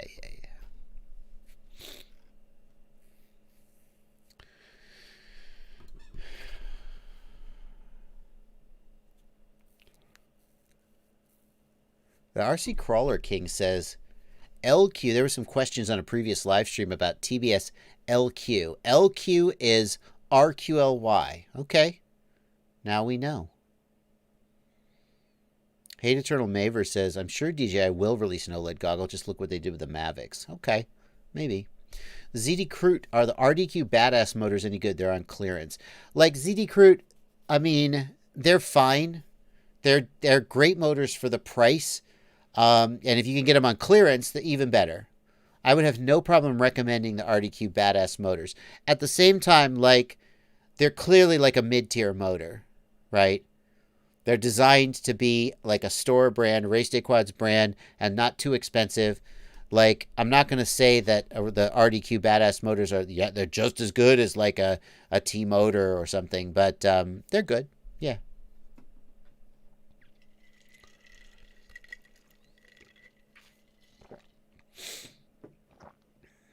Fatty FPV says, Rotor Riot's just DJI-ing for money. Fatty, I could not disagree more. There are two ways to take that sentence. Rotor Riot is just DJI-ing. Absolutely not true. Rotor Riot is making, I mean, I'm there on the shoot weeks, and we just want to make awesome content that blows your mind and that excites you and makes you, impassions you. That's what we want to do. Every day when we sit down to shoot episodes and we come up with an episode list, we're like, what is the most awesome, mind-blowing thing we could do? And we don't always succeed in making the most awesome, like every video can't be the most awesome, mind-blowing video you ever saw. But I promise you, when we all get together in Orlando or wherever, and we're like, okay, what videos are we shooting this week? That's our goal. Nobody says which video will showcase the DJI system the most prominently. That is not even on our minds. So yeah, that's definitely, that's just not true. Just DJIing for money. Yeah. Market Zero says, is Newbie Drone dead? No new products for a year. Isn't Newbie Drone coming out with a brushless whoop? /7 FPV in the Discord wants to know if I'm ever coming to the dark side, real long-range wing flying side of FPV. /7, I have never done long range because it is very, very difficult in the US to do long range legally. And given my prominence in the FPV community, if I did a long-range video, I would be on the phone with the FAA the very next day. So unless somebody can show me how to, I think most people who fly long-range are just like skating under the radar, and I just don't have the flexibility to do that. So probably not.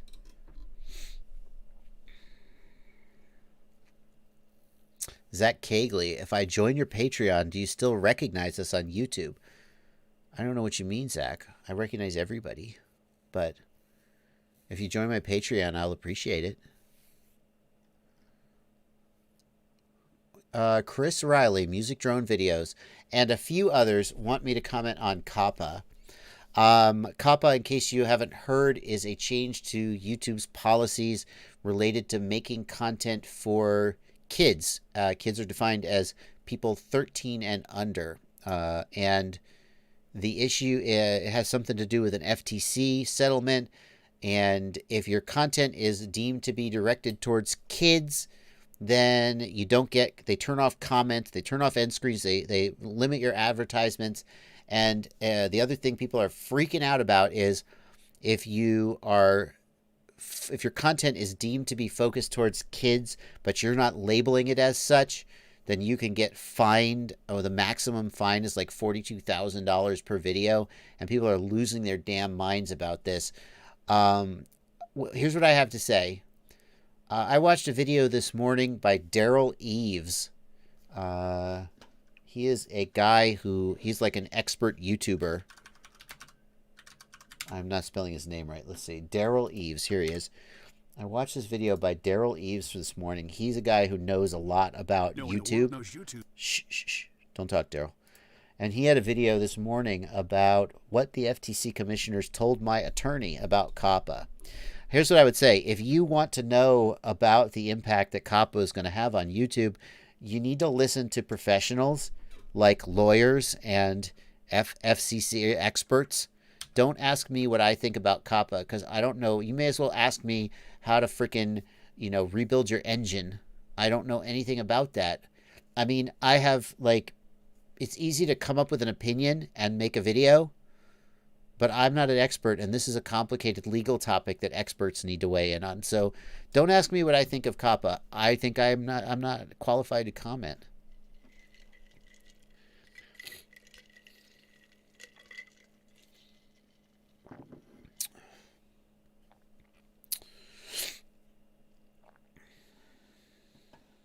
I do not still have hogs, Alice Krause, but thank you for asking.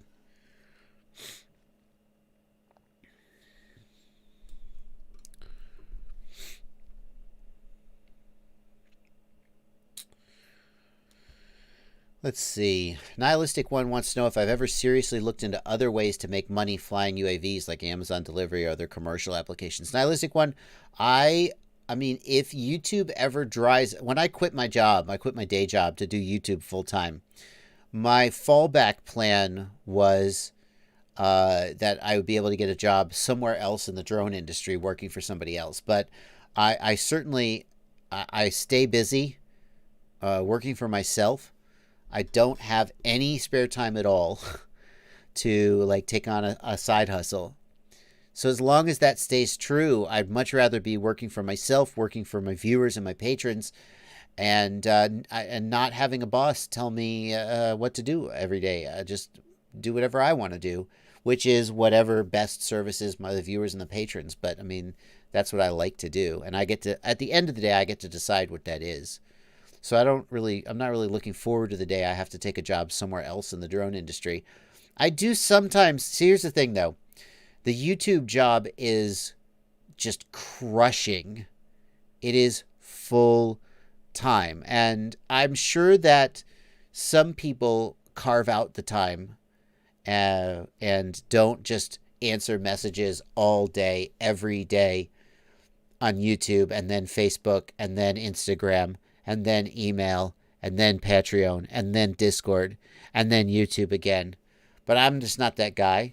So I do think sometimes that it might be nice to have a job where I just go in and I do my job and I make my widgets or whatever I do, and I'm not. But not really. I really like what I do.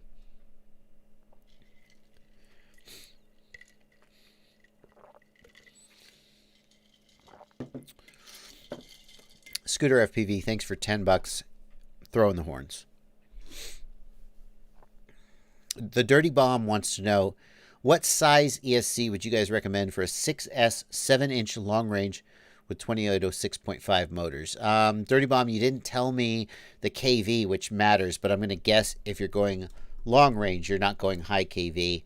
I feel like if you look at the actual current that the motors pull, most setups aren't going to pull more than, I mean, what's like the most you can imagine like a battery providing? Let's say you're flying with a 1250 or a 1500 milliamp hour 6S. How many amps is it going to even be able to provide if you just peg the throttle? So if you do the math that way, a 40 amp ESC should be enough. But the thing is that some ESCs are not really honestly rated. So it's good to have a little headroom. And that's why you see ESCs like this Hobby Wing 65 amp ESC. It's like, do the math. 65 amps times 4.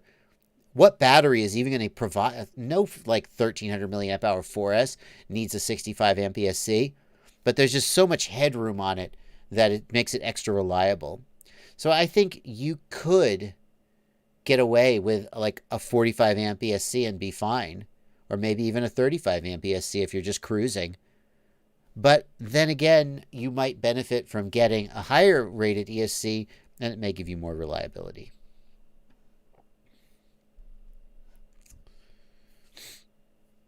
Should I buy an eSheen trash can, asks Jeff Noakes. FreeSky Bind and Fly or a plug and play and get an XM Plus. Jeff Noakes, the trash can Bind and Fly is, I mean, it's very nice. Every gram matters on these little 1S whoops. Literally every gram matters. So if you go with like an XM receiver, it will affect the flight performance a little bit, but the built-in receiver on those Crazy Bee boards has terrible range. So, I mean, I might even just go with an XM or an XM Plus plug and play. Take a Flight FPV wants to know when mid-range becomes long-range. Take a Flight FPV. Somebody once told me that when you're so far away that if it crashes, you'll never get it back. That's long-range. Sounds good to me.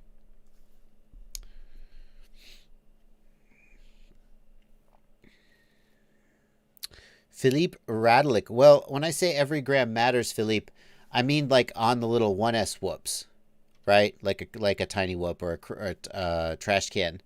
As you get up into larger quads, you know, every 10 grams matters. Every 20 grams matters. Like on a 5-inch quad, 20 grams, like I don't care about a change of like plus 5 or 10 grams. Now they add up. They add up, obviously. Like one of the silliest things you can do with a 5-inch quad is 3D print a ton of accessories. And each of the 3D printed accessories is just a couple grams, but total they could be like 40 or 50 grams. Well, that matters. But on the little, like somebody once said, I said you should put the Lumineer Axie Micro on your tiny whoops. And they were like, it's too heavy. And I was like, it's like 2.5 grams. And they were like, oh my God. But think about it. A whole tiny whoop weighs 25 grams. So if you add 2.5 grams to it, that's 10% more weight. Oh, that's a big deal.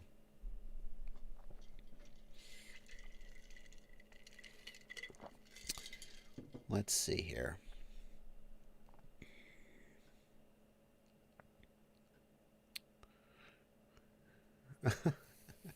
I see a Josh Bartell in the chat. I'm going to assume that is a parody channel.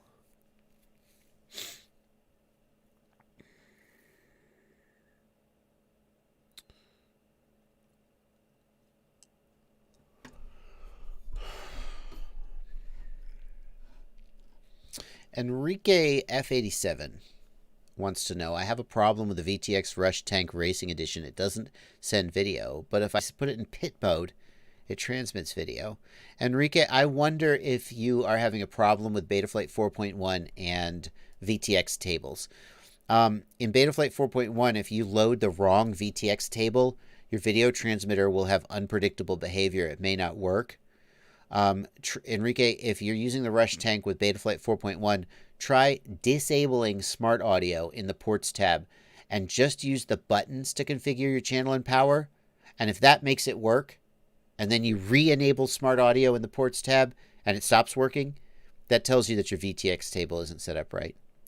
Oh, damn. Enrique says he's on 3.5. Oh, well, VTX table is not the issue on 3.5. Can you try using the button, Enrique, to change the output power? Yeah. Try using the button. I mean, if it definitely doesn't output anything when you change the output power with a button, then it may just be messed up.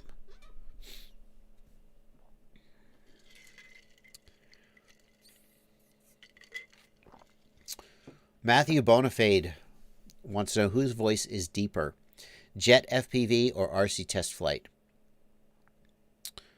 I think Jet, but I'm not 100% sure.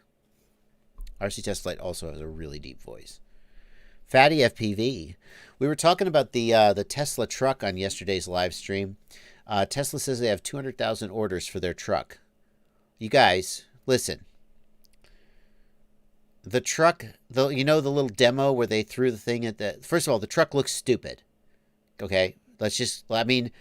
No, it's because the steel is super special steel that can't be bent. Okay, whatever, but it looks stupid. I don't care why. You could justify it all you want. The truck looks stupid. And then the demo with the window failed, where the window wasn't supposed to crack, and it cracked. And everybody was like, ha! Elon really ate shit on this one. And then Elon's like, nah, you guys, we got 140,000 orders. I don't know what you're talking about. And everybody's like, damn, well, I guess I was wrong. Listen, the price to like reserve a Model 3 was $1,000. You got to put up $1,000 to get in line. It's a refundable deposit. It was $1,000 you had to give them. The price to reserve the Tesla truck is $100. So 200,000 people have paid $100 to get in line to buy this truck. It's like, what obviously happened, in my opinion, this is obvious that this is what happened. Elon was like, oh shit, we got to figure out a way to clean this up. I know. He was like, make it $100. And then he's like, yeah, 200,000 people, you guys are wrong. But it's 200,000 people gave $100. I know $100 is like a lot of money, but if like 200,000 people in the world, it's not a lot of money to them. They're just like, yeah, okay, fuck, I'll get in line. So yeah, he has 200,000 people who gave $100 refundable deposit to get in line for the truck. Doesn't mean anything. You're falling for his marketing. You're falling for his marketing. If they had given $1,000, that's a commitment. You don't give $1,000 just to be like, yeah, whatever, maybe I'll buy the truck.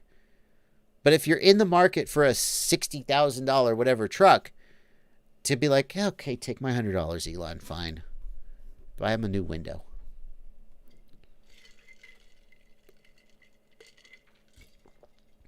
Enrique says he changes the power and the LED changes on the Rush Tank VTX, but nothing happens. I'm sorry, Enrique. I think it's broken. I think it's just broken. It looks like it's jumping channels. Yeah, it's just messed up, dude. Get a new one. Delta Bravo FPV, thank you for $5 in the super chat. Going back to that question about sideways drift, the feeling is side dogging. I'm sorry, my friend. That's the problem. We need standardized language to describe all the different things a quad can do, because I have no freaking idea what side dogging is either. It happens out of a turn and either direction. I mean, if it feels sloppy in a turn, raise feed forward on the yaw axis. That's what I would say.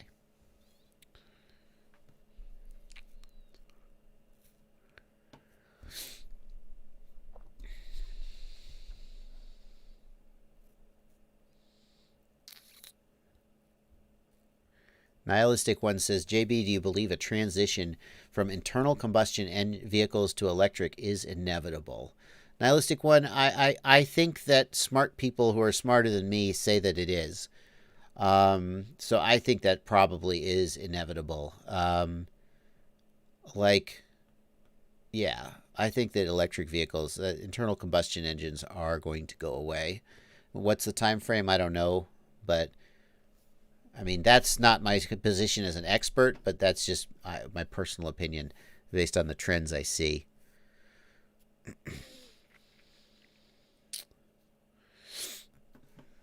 The Therapist FPV, thanks for $5. I have a pic on Instagram of the FreeSky Light with my daughter and her tiny whoop. I'll try your advice. Cool. Yeah, Therapist, just make sure you've got D16 versus D8 selected correctly. That's the number one thing I would say.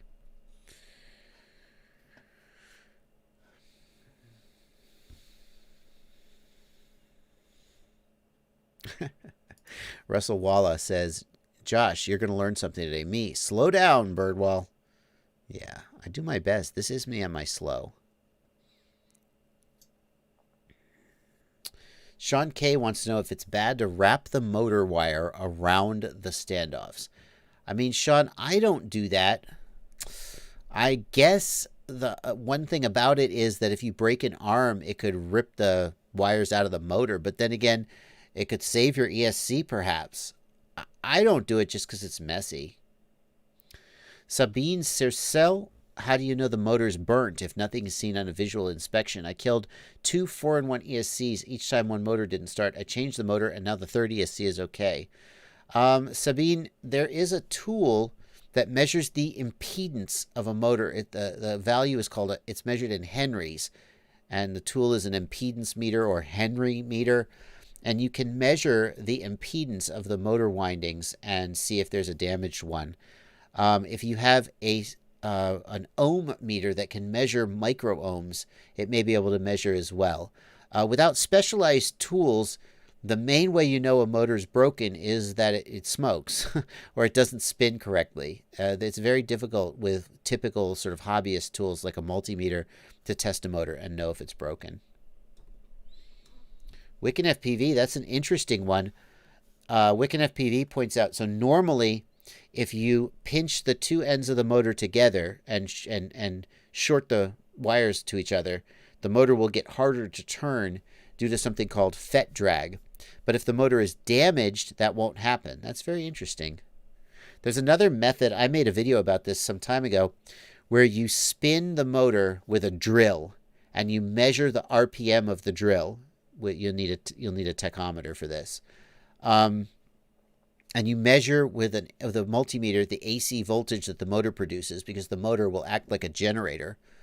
And if you know the kV of the motor, and you know the RPM of the drill, and you know the voltage that the multimeter measures, you can tell if the motor is outputting the right voltage. And if the motor is damaged, one of the poles might have a different voltage. So that's not 100%, but it's a clever thing you can do.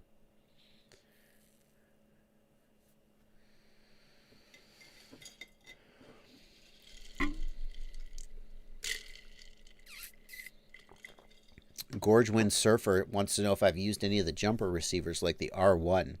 I can tell you the jumper R1 receiver, somebody was using it and having terrible range and complaining about it on my Discord.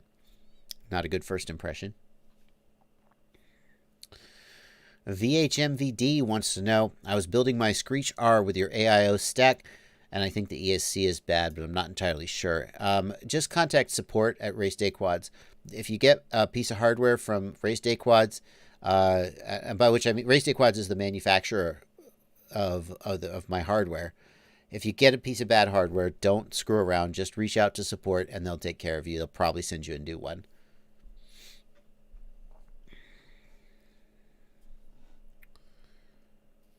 Let's see here. CMS Board wants to know about metal ESCs versus non-metal ESCs. Is it worth it for high amperage? CMS Board, those metal ESCs have higher amp rating. I suppose it's probably because they dissipate heat better. That being said, I have smoked a metal ESC. You know, I was flying and it smoked. I assume a voltage spike killed it. I think the number one thing you can do to have reliable ESCs is use high voltage FETs. I'm not a board designer, but it seems like voltage spikes kill more FETs than high amperage. So, like I know the T-Motor F45, I believe they use 40 volt FETs, whereas other manufacturers are using lower voltage FETs that are less able to take voltage spikes. I wouldn't actively seek out metal FET ESCs versus non. What I would seek out is good quality ESCs. The T-Motor F45 individual ESC is a ridiculously expensive ESC, but it is very, very durable. Whatever they're doing it right. Does it use metal FETs? I don't think it does. I don't care. It's just a good ESC. Yeah, big capacitor definitely helps protect your ESCs from voltage spikes.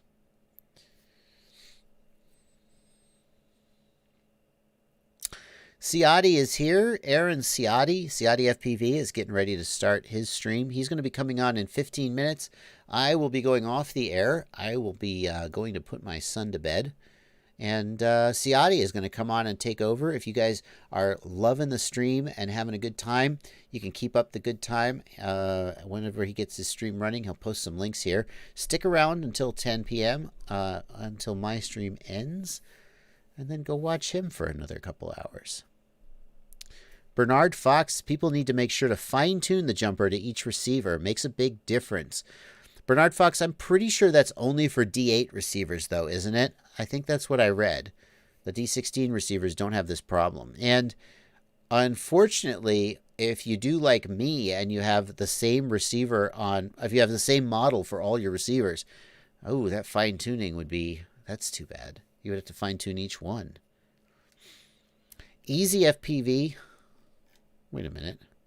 Oh, there we are. Easy FPV, thank you for $5 in the super chat. I have a Radix flight controller with a Hobbywing 60 amp ESC. It has the shakes at 0 throttle. Put a video on Discord. Big Easy 112. Well, let's find you there, Big Easy 112. Where are you at, my friend? Unfortunately, saying you put it on Discord doesn't narrow it down very much. Is it in the, no. Where is it at, Big Easy? I have no idea where you posted it, man. Is it in patron-only chat? Nope. Big Easy, I can't find it, dude. Is it in troubleshooting? Okay, Big Easy, I'm real sorry. I appreciate your support and your super chat. Let's talk about it. PM me on Discord and let's talk about it. Yeah, when you say you have the shakes at 0 throttle, it's very tough to know what you're talking about. A video will be very helpful. Delta Bravo FPV, thanks for another $5. Give yaw feed forward a try. Don't apologize for the confusion. It's just unfortunate that it's very difficult to explain exactly what, like you saying it dogs out. I mean, the best thing I can say is to describe as precisely as possible what the quad is doing in terms of its movement. So you could say, you know, when I turn in, it feels like it's late turning in, or it feels like it continues to turn after I push the stick, or it feels like it's sort of sliding to the outside. You know, just the more precisely you can just describe the motion of the quad without any kind of like euphemisms or, you know, like, it just feels loose. That's going to be tougher. I mean, sometimes you just have to say things like that because there's no better way to do it, but it's tough. It says, you say the quad flies straight, but it's looking slightly to the left or right.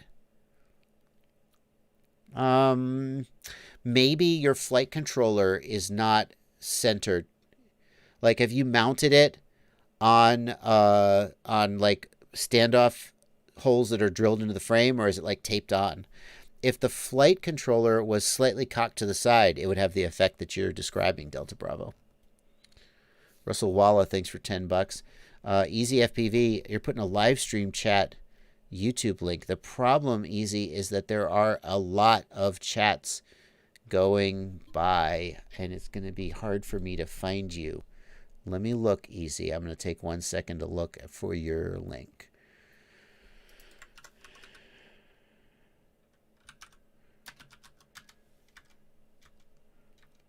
No, I'm not seeing your link, man. I'm really sorry. I'm doing a search right now, and I'm just not finding it. I'm very sorry.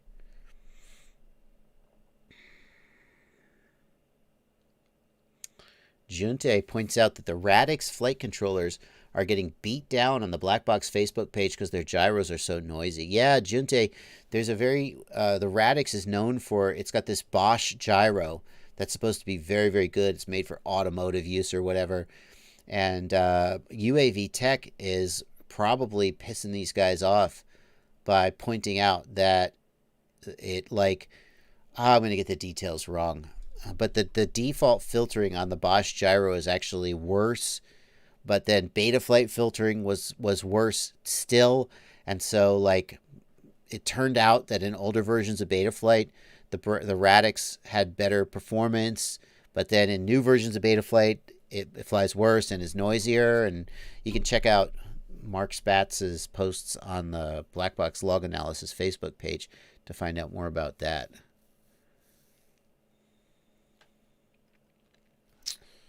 Yeah. It wasn't you, Mark? I apologize, Mark, if it wasn't you. Marcus says, hey, now, it wasn't me. I really thought it was you, Mark. But if I'm wrong, I apologize. I'm trying to give you credit, not get you in trouble. When I saw that post, I was like, the Brain FPV people are not going to like this. They are very proud of their hardware. And if there is any kind of objective evidence, here we go. Mark Spatz. Mark Spatz, is this the normal raw noise level with a Brain FPV Radix? Correct me if I'm wrong, Mark, but that's you, right? Oh, you didn't test it yet. Okay.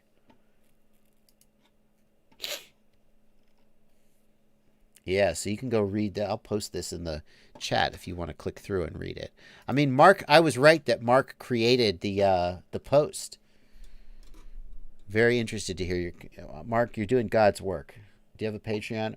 Am I supporting you on Patreon, Mark? Because the research you're doing is so useful. Yeah. Okay. Oh, you think, Mark, do you think that was just one bad board that the Brain replaced? You don't think it's a general problem? Interesting. Hate Eternal Maver, can a resistor break? Yes, anything can break. Absolutely. If you suspect that something is broken, try replacing it. Easy FPV, I still haven't gotten to your super chat because I haven't gotten your video, but please, please reach out to me in private on Discord or some other method. I would definitely like to help you. It's on Livestream chat. Okay, hang on. Let's see if I can find it. Somebody posted it. Here we go. I gotcha. Okay. Here is Easy FPV's video. The problem that we're going to try to look at is shakes on 0 throttle. Let's see what we got. Oh, that seems a little loud to me. Oh, that's not too bad. Okay. Oh, let's go back. Let's go back and look at it again. Very interesting. Now, here's what's interesting. Usually, a kind of shaking at 0 throttle when descending would be prop wash oscillation. But when he actually punches the throttle, I don't hear any prop wash oscillation. Listen. Not here. When he falls and punches the throttle, listen for the prop wash. He really jams the throttle, and there's like no prop wash. So if there were any kind of like excess degain or gyro issues, gyro noise, that probably would come out as prop wash oscillation, and we don't see that. Relatively smooth motors there at high throttle. So again, not a sign of a quad with excess noise.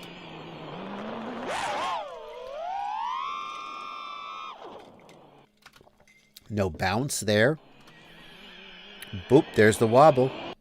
Now here's the other thing. I do hear the motors. Whenever we've got any kind of unintended motion, like a wobble or something, I'm always aware of the possibility that it's just the camera and the quad is fine. So I listen for the motors to move in sync with the camera movement, and I can hear that in this quad. You hear the motors going woo, woo, woo, woo, woo. Again, no prop wash. Little prop wash there. The sharp flips and rolls are very smooth. This is a very well-tuned quad. Yeah. I'm afraid. Yeah, Marcos Huerta thinks the idle is set too low. Usually if the idle's set too low, the quad death rolls. Air mode is on. I assume air mode is on. The suggestion to raise the idle is, it's okay. I would be surprised if it was the idle, though. But it's worth trying to raise the idle. Floating flight controller not attached to frame. I don't think so, because the quad is overall flying very, very well. Edgardo German says I-term too high. I agree, Edgardo. It's been a long time since I've seen I-term oscillations, but I-term too high could cause something like this. However, I doubt you would have those sharp stops on the flips and rolls if I-term was too high. Now, some people are saying I-term is too low. That's also possible. I think it's unlikely that he's raised the I term so high that it would cause this kind of issue. So I term may be too low.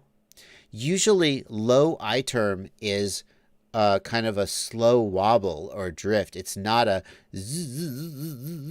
like this.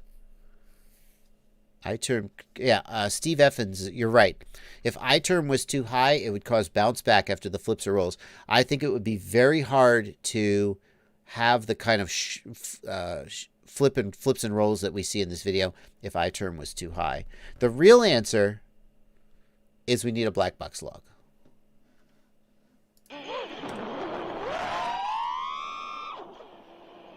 See, totally, there.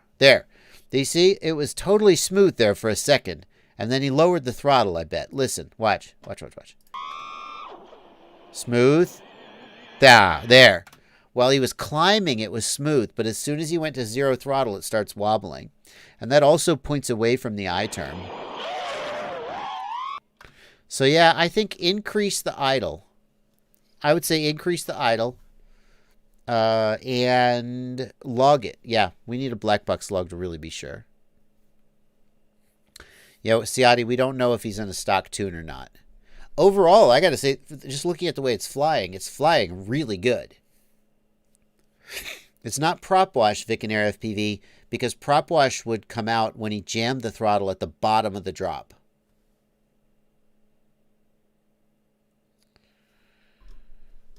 Let's see. How to fix OSD showing tons of V's. Alex Dukas, you need to plug in a battery and then reflash the font from the Betaflight OSD tab. It'll fix that. Lower anti-gravity, suggests Quadrophenia. That's interesting. It's not throttle management because it's happening on idle. And at idle, it's just all the way down. Private Island FPV points out he said the idle was 6.5. Oh, yeah, no, don't raise the idle. 6.5 is more than high enough. Anti-gravity isn't active at 0 throttle either. That's right, Ciati.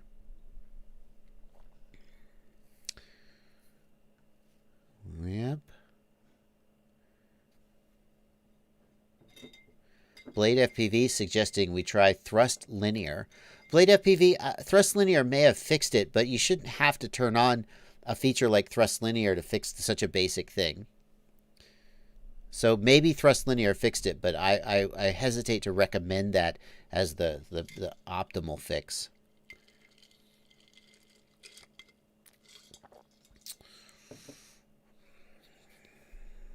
Lowered my I term and it went away. Tom Jenkinson. Betaflight 4.1 has a very high I term as its default and relies on I term relax to prevent bounce back. Maybe this quad doesn't like that very high default I term, and lowering the default I term might help. Low Tech FPV. Why figure out Betaflight when you could just run KISS or Falco X? Yeah, no, that's true. Because every single KISS install and every single Falco X install flies perfectly with no problems at all. No. There's people out there trying to solve problems with KISS and trying to solve problems with Falco X. And I guarantee you, and I know this for a fact, there's people out there say, I'm done with KISS. I'm switching to Betaflight. Now, I'm not dogging on KISS. I'm just saying that if somebody comes to you and says, I have a problem with Betaflight, don't respond. Switch to KISS. It's fine. Fix all your problems. Switch to Falco X. Nothing is perfect.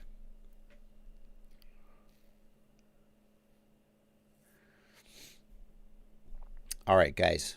We are coming up. We're 2 minutes to the end of the stream. And if you're having so much fun now that you don't want to quit, Aaron Ciati is going to be streaming at 10 o'clock when I go off the air. And he's going to post a link in the stream here. A lot of people don't know how to spell his name. And so he's going to post a link. If you want to go check out his channel and check out his stream, he's going to be coming on in just a couple minutes. Thank you guys so much for coming out. Thanks for all the support in the Super Chats. We had a really good night for Super Chats. You guys were very generous. I appreciate it. Thank you to my patrons for all they do and for hanging out in the Discord with me. This week on my channel, yes, not tomorrow, unfortunately, but probably Wednesday, I'll be releasing the Orca review. We're going to try to finish up the Acrobrat build. And I have a couple of jumper T16 and Betaflight how-tos that are coming out, including a new method to do all your aux modes on one channel. No, that's right. I did that video about that a while back, and then I went back and I did it again a better way. So yeah, there you go. Anyway, thank you guys so much, and I am going to let you guys head on over to Aaron Ciotti's stream if you want to check him out. That's going to do it for me. I'm going to go get out of here. So, post it one more time, Aaron, in case anybody's missed it. Cement Kid, thanks for $5. And one more super chat. Thanks for $5, Cement Kid. Happy Thanksgiving also if you're in America and you're going to be celebrating Thanksgiving this week. The next time I see you will be after Thanksgiving, so happy Thanksgiving as well. See you later, everybody.